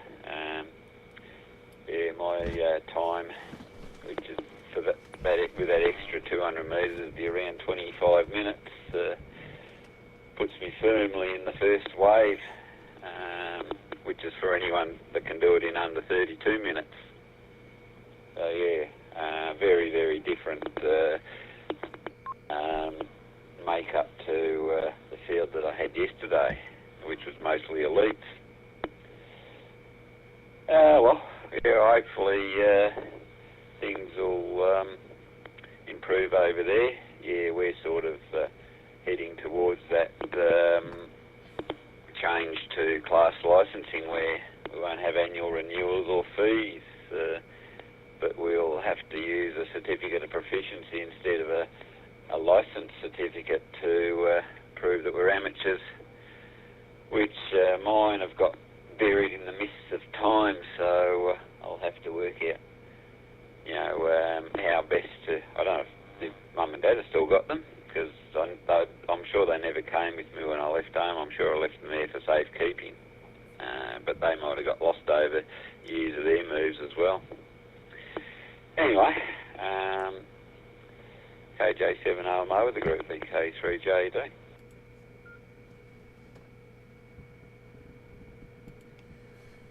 VK3JET from KJ7, returning. Not much to say at this point, so I'll toss it right over to W1DNS from KJ7OMO.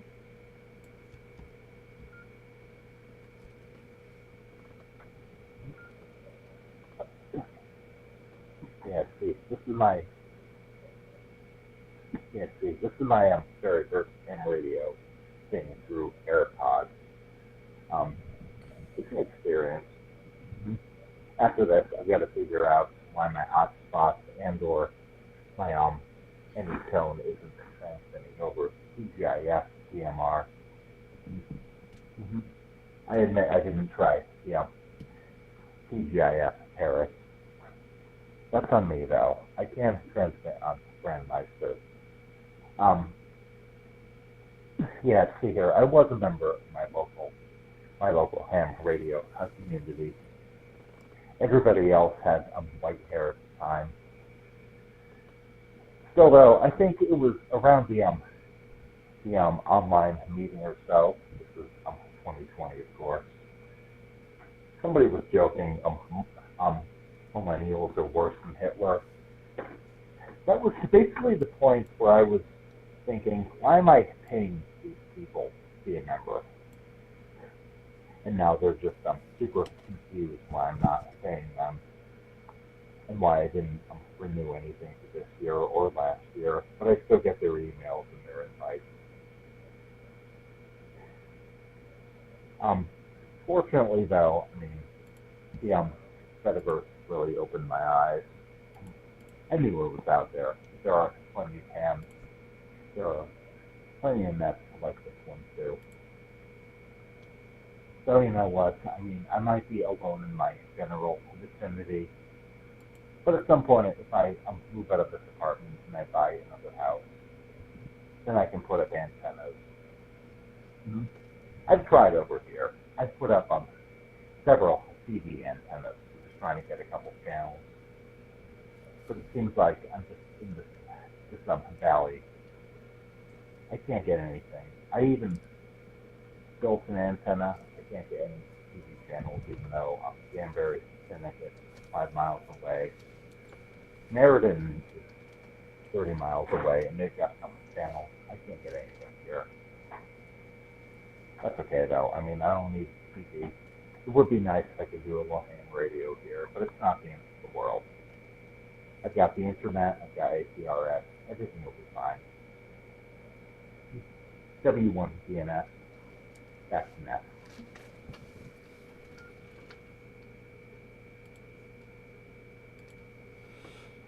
W1 DNS from KJ7, OMO returning. Yeah, copy that. Well, hey, at least you're able to get something going. What you could do is, get those 11-meter antennas realigned for 10 meters and just as a test, try it out on FT8 and see what happens. And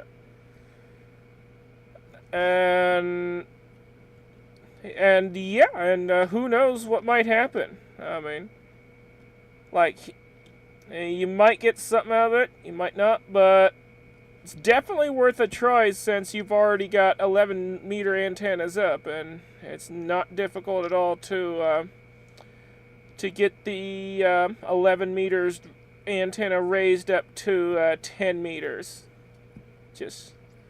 So yeah, it's definitely worth a shot, you know, just as a way to test it. And if it's working on FT8 quite well, then chances are it might work on, JS8 and all the other modes too. But yeah, one of these days I would love to experiment putting this net on HF and see what happens, though with my limited hardware, limited power on HF, I'm not going to be able to do that, unfortunately. But yeah, it would be interesting to see what this net'll do on HF, definitely. And I'm also looking forward to, when Tony gets his HF stuff going and he sets up the free DV HF relay for this network at his spot. That would really open up the doors to a lot of cool things. Alright, let's give Victor Kilo 2 Whiskey Alpha Yankee another shot. Kilo Juliet 7, Oscar Mike Oscar.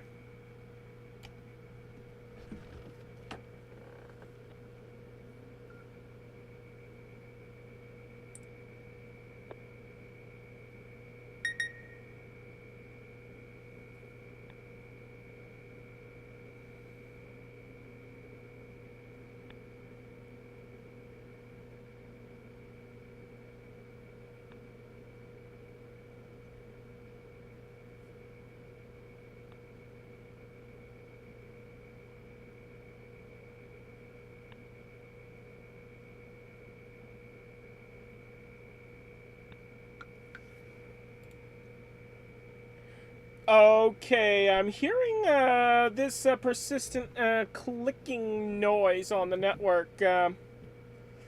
I think the DMR vocoders on Tony's end have gone haywire haywire.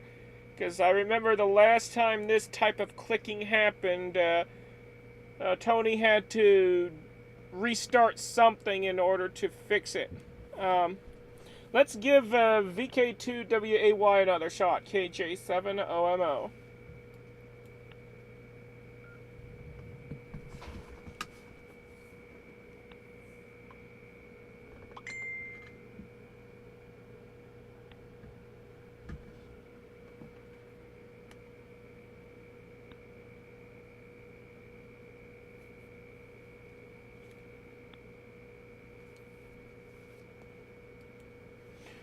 Alright, well apparently Jared is still having issues on their end. Alright, we're at the bottom of the list, so let's see if we have any additional check-ins for the net. All I need are your call signs, slowly, twice, and phonetically, and if you wish, you may give us your pronouns as well. This is Kilo Juliet 7, Oscar Mike Oscar, standing by for any additional check-ins.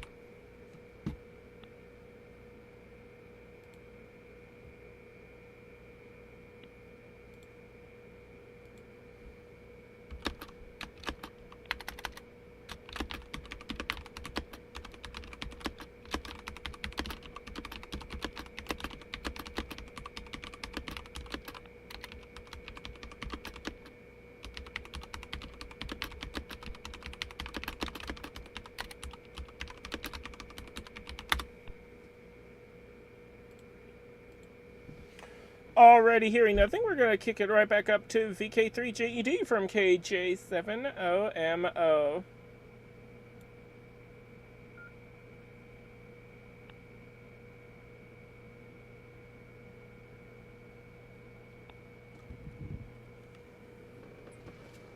Shooting on this. Not sure where it's coming from.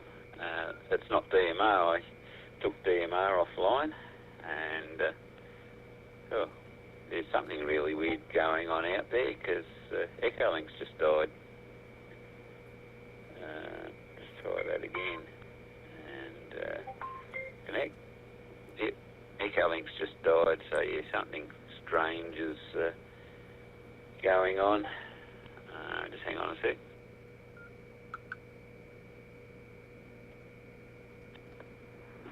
Oh, that's working. I can get in Echolink on the iPhone.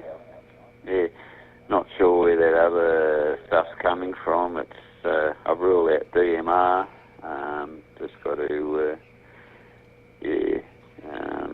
suss it through. It could be an Echolink node somewhere or something else. But yeah, it's on the All-Star/digital side of the system. Does seem to be coming from my end, but exactly where is yet to be determined. So more things to tinker and troubleshoot. I might have to switch across to digital and see what happens when I take All-Star down, and just eliminate them one by one. What else there? The local club here is pretty good. No secrets there, and it's sort of the whole thing's a non-issue. We just get along and talk about radio stuff and things like that. And it's also convenient. They're right next to work, so I've got to duck into work for something, and I'm down at the club, or if I've got a shift that starts or finishes while the club's open, I just duck from one to the other. They're literally next door, which is very convenient. Anyway, well, hopefully you'll come up with something there, Colin, that suits your needs. I'm going to go back into troubleshooting mode and see where this thing is coming from. I was going to suggest to try Free DMR or Freestar 969 on either of those networks. I do know I've had a lot of trouble with One Way on TGIF. Been trying to work through it with Jared, but they're not around enough to sort of give me, to help with the troubleshoot process. So yeah, TGIF is known issues, but Free DMR or Freestar System X should work. Although, there's some strange things going on just in the last few minutes. KJ7 OMO with the Group VK3 JD.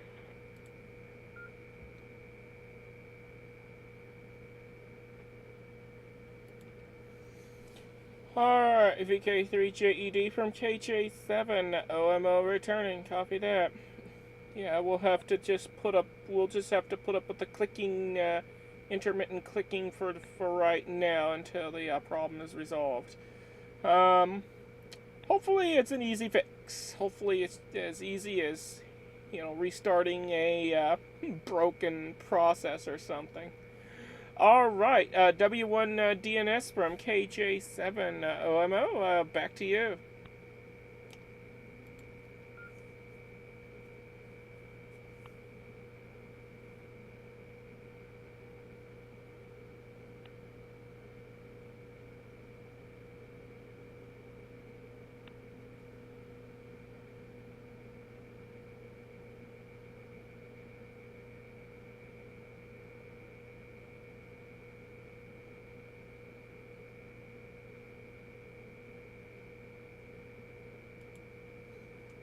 Okay, the intermittent clicking might be preventing him from transmitting on Echolink. We'll try W1 DNS again, KJ7OMO.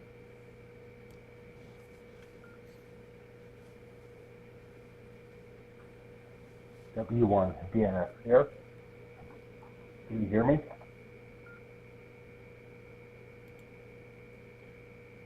Yep, affirmative. I can hear you.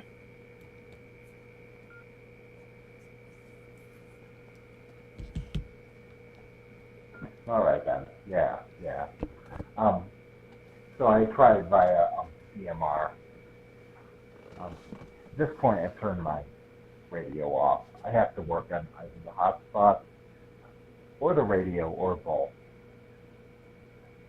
Echolink is working. Like I said last time, this is my first time doing ham radio over AirPods. Sounds like it's mostly coming through. Yeah. Most of my ham radio work these days is over APRS. I can't really transmit anything from here. But it's all APRS IF. If you want to know how the weather is here, I can do that.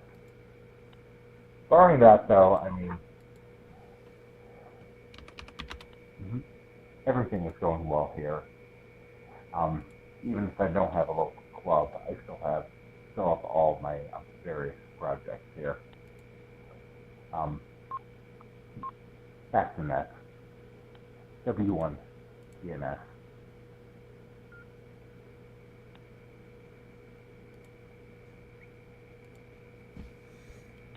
Yeah, copy that. Well, if you ever need help to get all your hotspot and stuff working again, let any of us know, and we'll do the best we can to get you on the air. Let's check back in with Victor Kilo 2 Whiskey Alpha Yankee to see if they are able to transmit. They've been having radio issues the entire net. They've been trying to get in, but the radio and just wasn't cooperating with them. So, Victor Kilo 2 Whiskey Alpha Yankee from Kilo Juliet 7 Oscar Mike Oscar. Are you able to make it in this time?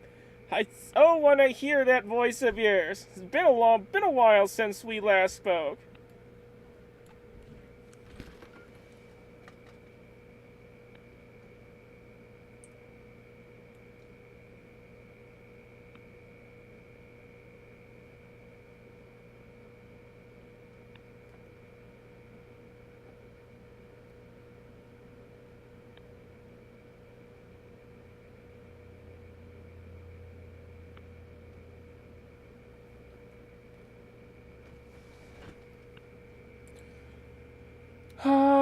Oh my goodness, it looks like Jared is not having much luck with their DMR radio.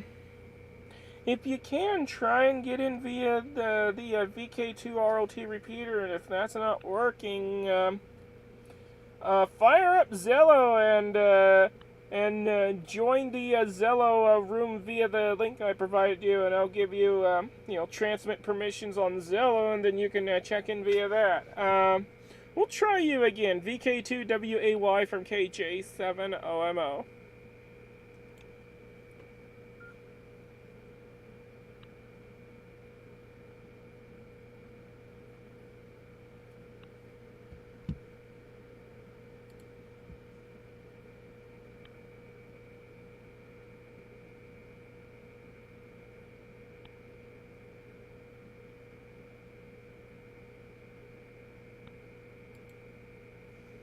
Alright, apparently they're still having trouble. And it looks like they just messaged me saying that they are, that they have company at the moment, and they are distracted. Alright, we'll try Jared again in a while.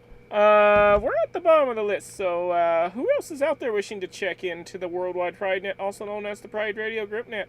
All I need from you are your call signs slowly, twice, and phonetically, and if you wish, you may give us your pronouns as well. This is Kilo Juliet 7, Oscar Mike Oscar She Her, standing by for any additional check-ins to the net.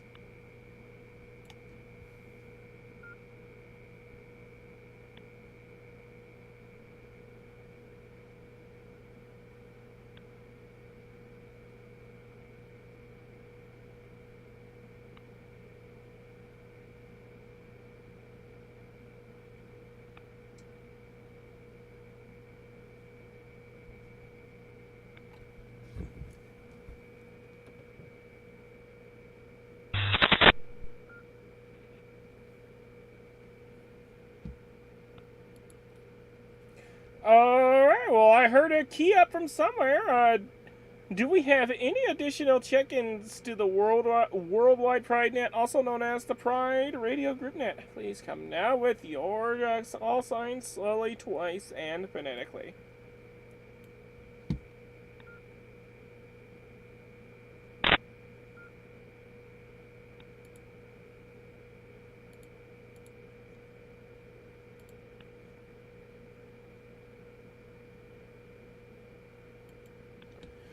Alright, I can tell someone is trying real hard to get in via the November 3 Victor Echo Mike repeater.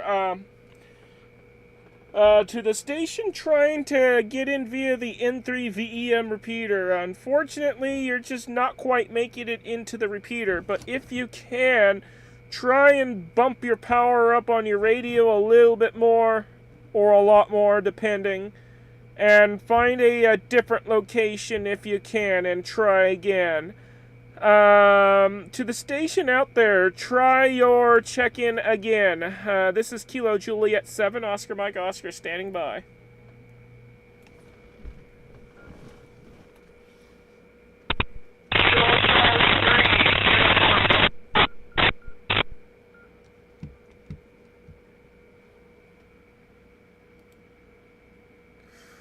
Alright, all I got out of that was Kilo Charlie 3 and a uniform somewhere. Try that again.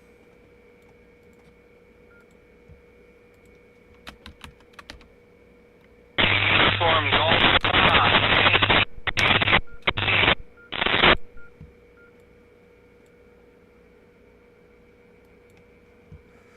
Alright, was that Kilo Charlie 3 Uniform Golf Bravo? Uniform Golf Papa.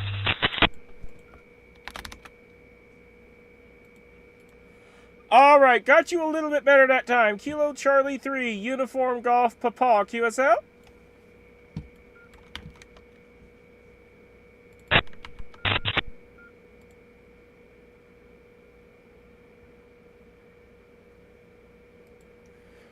Alright, was that Kilo Charlie 3, Uniform Golf Papa? Did I got that right?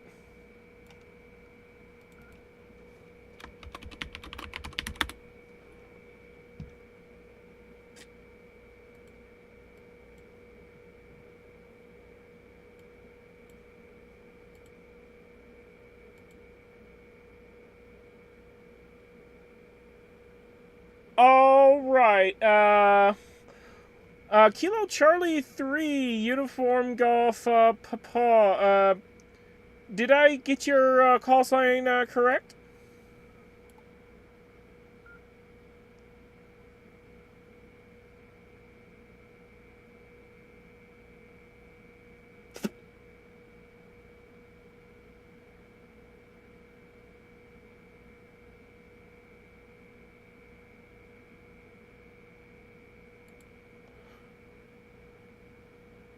All right. Well, we're gonna try getting you in there again here in just a bit. Hopefully, you'll find a better spot by then. But I really do want to get you in there. Who else is out there wishing to check in? Please come now with your call sign slowly, twice, and phonetically.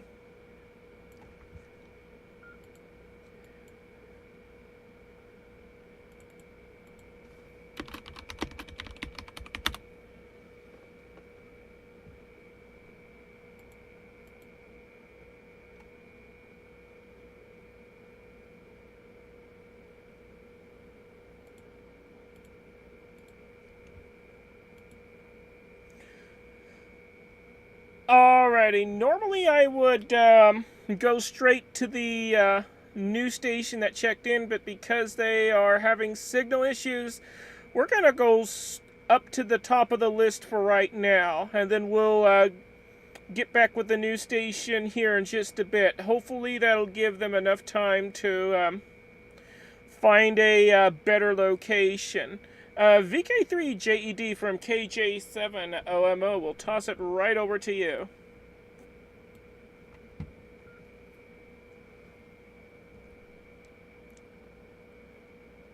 Yeah, looks like managed to stop the problem, and I restarted the Docker. There was something weird going on with the containers, so I restarted that part, and that's brought DMR back to life. So if you come up in Freestar or Free DMR, you should come out on the network now. I just brought up the Free DMR talk group as dynamic, and I can hear you loud and clear. I can see myself on the display of the DMR radio. So yeah, DMR's back. D-Star's fallen over. I got a suspicion that's unrelated, but yeah, that's the next thing to look into. So you'll have to trace the D-Star path and see what's going on. So yeah, the Gremlins have decided to have a bit of a late run. Back to chasing Gremlins. KJ7OMO of the group, VK3JD.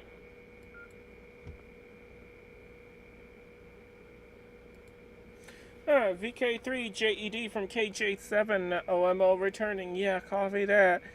Yeah, the Gremlins seem to love our network. They like to invade our network and create chaos and havoc and break things. Well, hopefully you'll squish this gremlin and get the services back up and running again. Alright, W1DNS from KJ7OMO. We'll toss it back to you.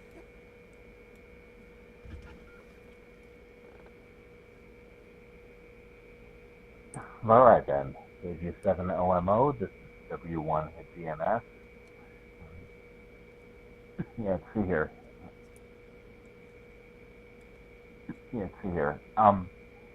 Gremlins apparently have had those in my radio and or hotspots. Prior to the net, I assumed I can transmit on Brandmeister. It should work everywhere else, right? So I added TGIF into my Pi-Star hotspots, and it still didn't work. Even though I can hear everybody over my handheld radio, I can't actually transmit on it. I started checking for the first hour over that, and then I gave up and switched to Echo Link, and that's how you're hearing it now. So, following this, I've got to do some troubleshooting. I really should have tried the Parrot before this, but, I figured I've got I've got one DMR hotspot network working. Surely all the others are going to work. Apparently not. Fortunately, as a ham, we're all used to um, fallback options. Here I am, sitting here with my AirPods instead of the radio I spent a couple $100 on. It works though. Transmitting around the world. W1 DNS. Back to net.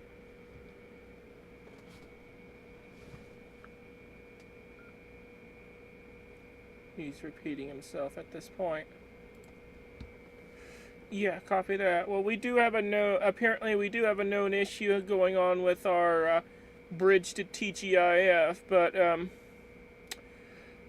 we do have free DMR working if you'd like to give that a shot. And Freestar System X is also working as well. And the talk group for free DMR and also Freestar is 969. And as for Brandmeister, well, sadly, Brandmeister banned our network from their system because the administrators of Brandmeister are complete douchebags. So, yeah, unfortunately, there's no way you can access our network from Brandmeister. So you'll have to use any of the alternate networks. Yeah, and anyways, let's give VK2WAY another shot. This is KJ7OMO. Jared, are you able to talk to us now?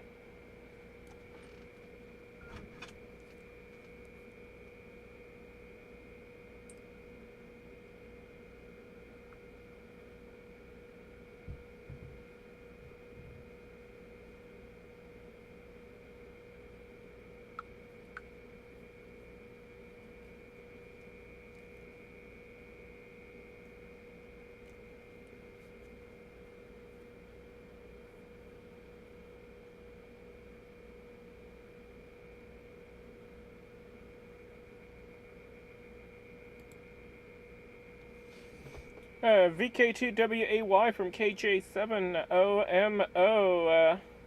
Are you still distracted, or are you able to try again?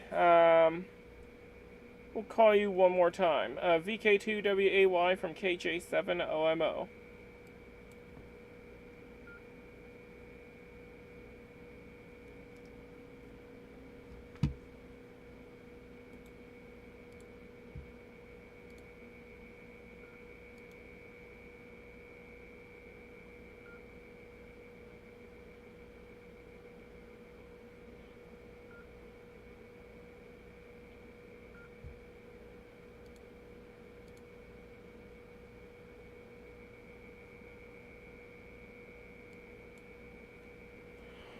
Alright, well, looks like we're not going to hear from Jared tonight, so we're going to check them out for right now, and they are more than welcome to try and check in while the net is still going, but we're probably going to wrap things up before then.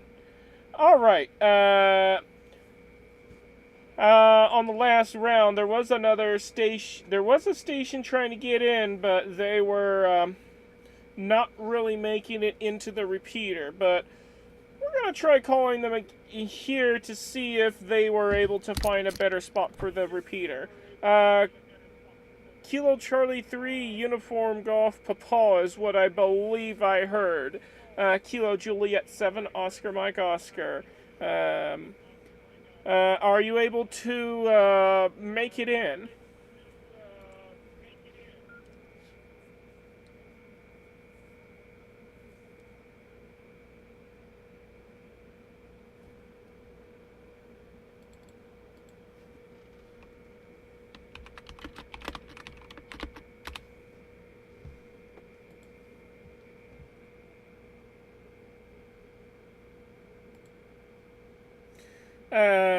Kilo Charlie 3 Uniform Golf Papa from Kilo Juliet 7 Oscar Mike Oscar. Are you able to hear us?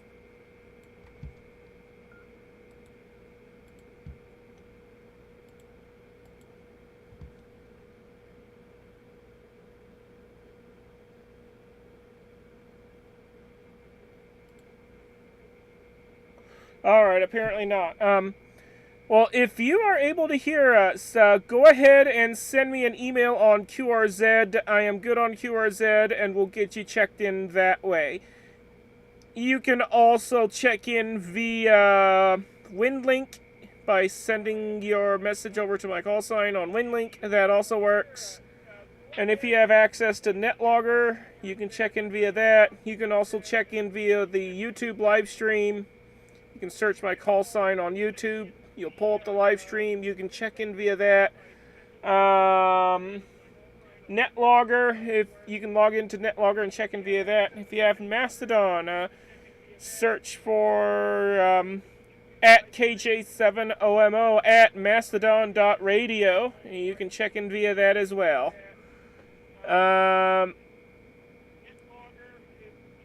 Alrighty, we're going to go ahead and check you out for right now.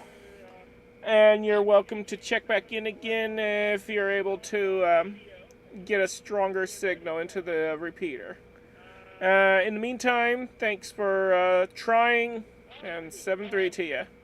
Alright, we're at the bottom of the list, so who else is out there wishing to check in? All I need are your call signs slowly, twice, and phonetically. And you may give us your pronouns if you wish. This is Kilo Juliet 7, Oscar Mike Oscar, standing by for any additional check-ins.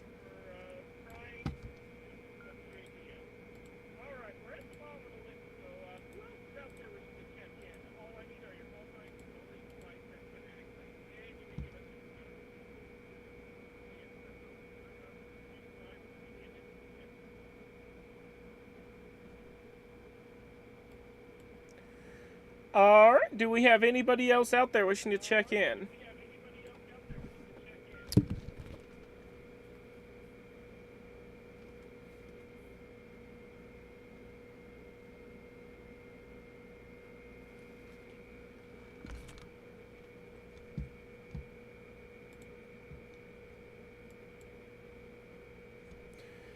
Alrighty, hearing nothing, probably gonna start winding things down here pretty soon. VK3JED from KJ7OMO, over to you.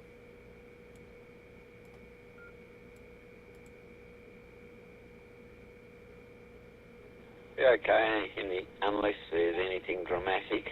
I don't know if Colin's able to test one of the other two networks, but yeah, as I said, TGIF does have a known issue. It's not responding to anything that's been tried so far. Yeah, which will cause the symptoms described. Yeah, so Free DMR 969 or Freestar System X969 are known to work, and since I cleared that last gremlin, they're all working nicely. And yeah, the D-Star issue, I think it may have been that I was testing while sitting next to the Shari, and that mightn't have, a late entry mightn't have been good enough to open the digital receive on the ICOM. I walked away and it worked perfectly, so that was probably a non-gremlin user error. Anyway, KJ7OMO, VK3JD. I'll listen to see if Colin's going to do any other testing. Otherwise, I'll make this a final.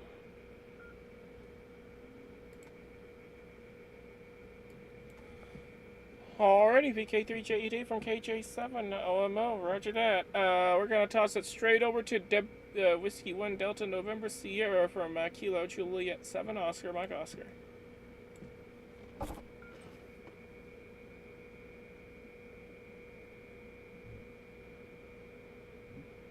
W1 DNS here. No more testing tonight. I mean, I can hear everything over PCIe DMR. Not sure why it's not transmitting. during the course of everything, I did sign up for an account, put the password in my Pi-Star, reboot the Pi-Star, try to transmit again, still nothing. Fortunately, Echolink is working good. This week I will test everything. I'll see if they have a parrot channel or anything like that. Follow me on Mastodon. I commented on the previous post. I guess I will figure this out. To be more DNS. Clear.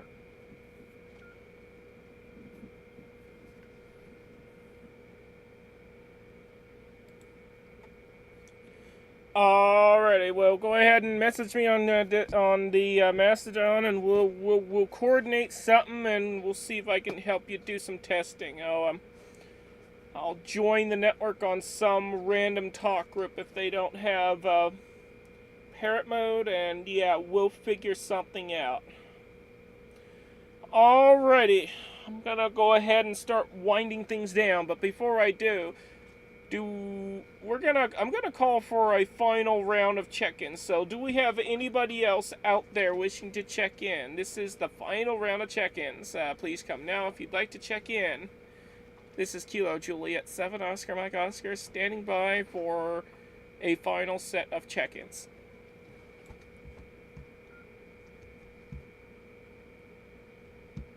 Well, not really checking in, but just to avoid a lot of unnecessary troubleshooting, because I can tell you now that none of that will resolve the issue.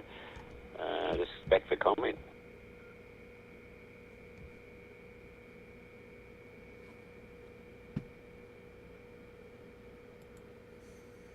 Yeah, copy that.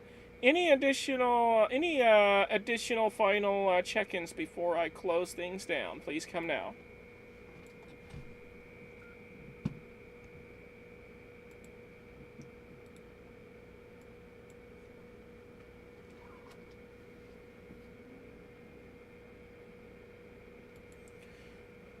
Already hearing nothing. VK3JED from KJ7 OMO.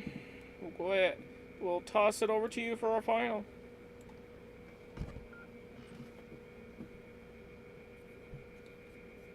Yeah, okay.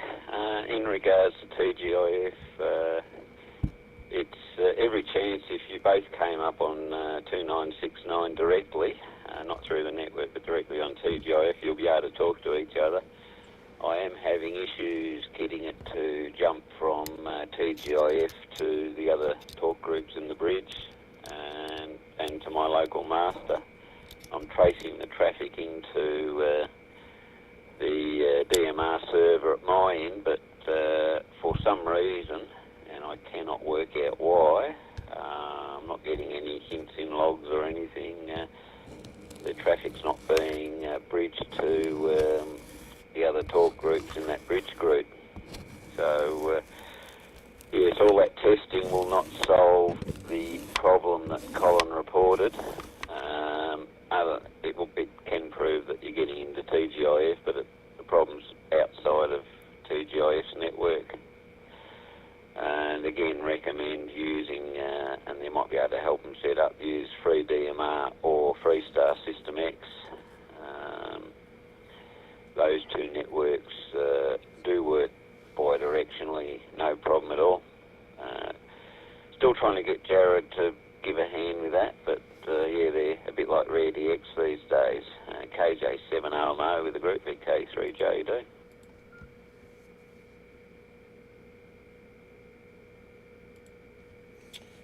VK3JED from KJ7 OMO returning. Yeah, copy that. And to Colin, this comment is directed to Colin. So to simplify and summarize it, basically, our connection to TGIF is partially broken. So that explains why you are not able to transmit into a TGIF. It's because, again, our connection to that network is partially broken at the moment. So you'll have to use either FreeDMR or Freestar to get in. We're going to toss it over to you for a final. W1DNS from KJ70MO.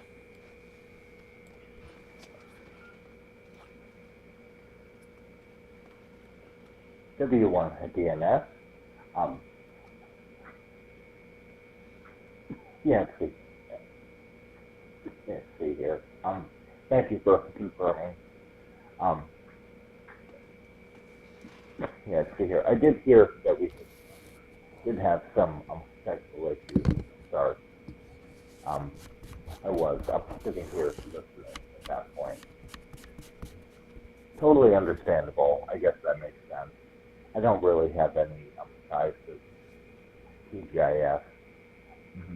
It's only in my PyStar because I think it sounded cool, and I think I tried to join some of that months ago. FreeDMR is fine. TGIF is fine too. I mean, I'll join on anything I can fix this thing. That's all though. I mean, Echolink is great. This is actually my first time using Echolink, believe it or not. But you know what? It's working well. It would be nice to use the radio and hotspot, but this works too. So you know what? Have a good night or a good day, everybody. W1DNS. Back to that.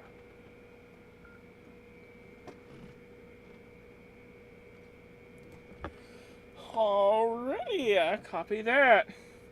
Alright, folks, we're going to shut things down. I said that the last round of check-ins was final, but we're going to go ahead and take one final round of check-ins, but they're going to be in and out only. So, in and out only check-ins. If you want to get in on the last minute for a quick in and out, please come now.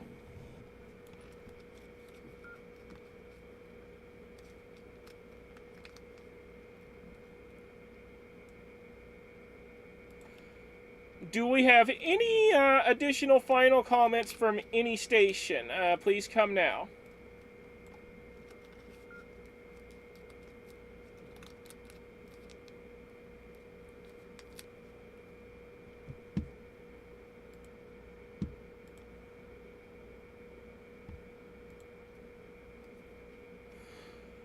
Alrighty, folks, that concludes our net for today. Thank you all for participating and bringing fun to the airwaves. I would like to express gratitude to the Waverley Amateur Radio Society in Sydney and the team behind the VK3RBO repeater for allowing us to use their systems to relay this net. Special thanks to VK3JED, VK2WA, and VK2WAY for their contributions, as well as the entire Pride Radio Group for making this net possible. I now release all frequencies, repeaters, and other systems back to their regular amateur use. Thank you once again, and 7-3 to everyone from Kilo Juliet 7, Oscar Mike Oscar.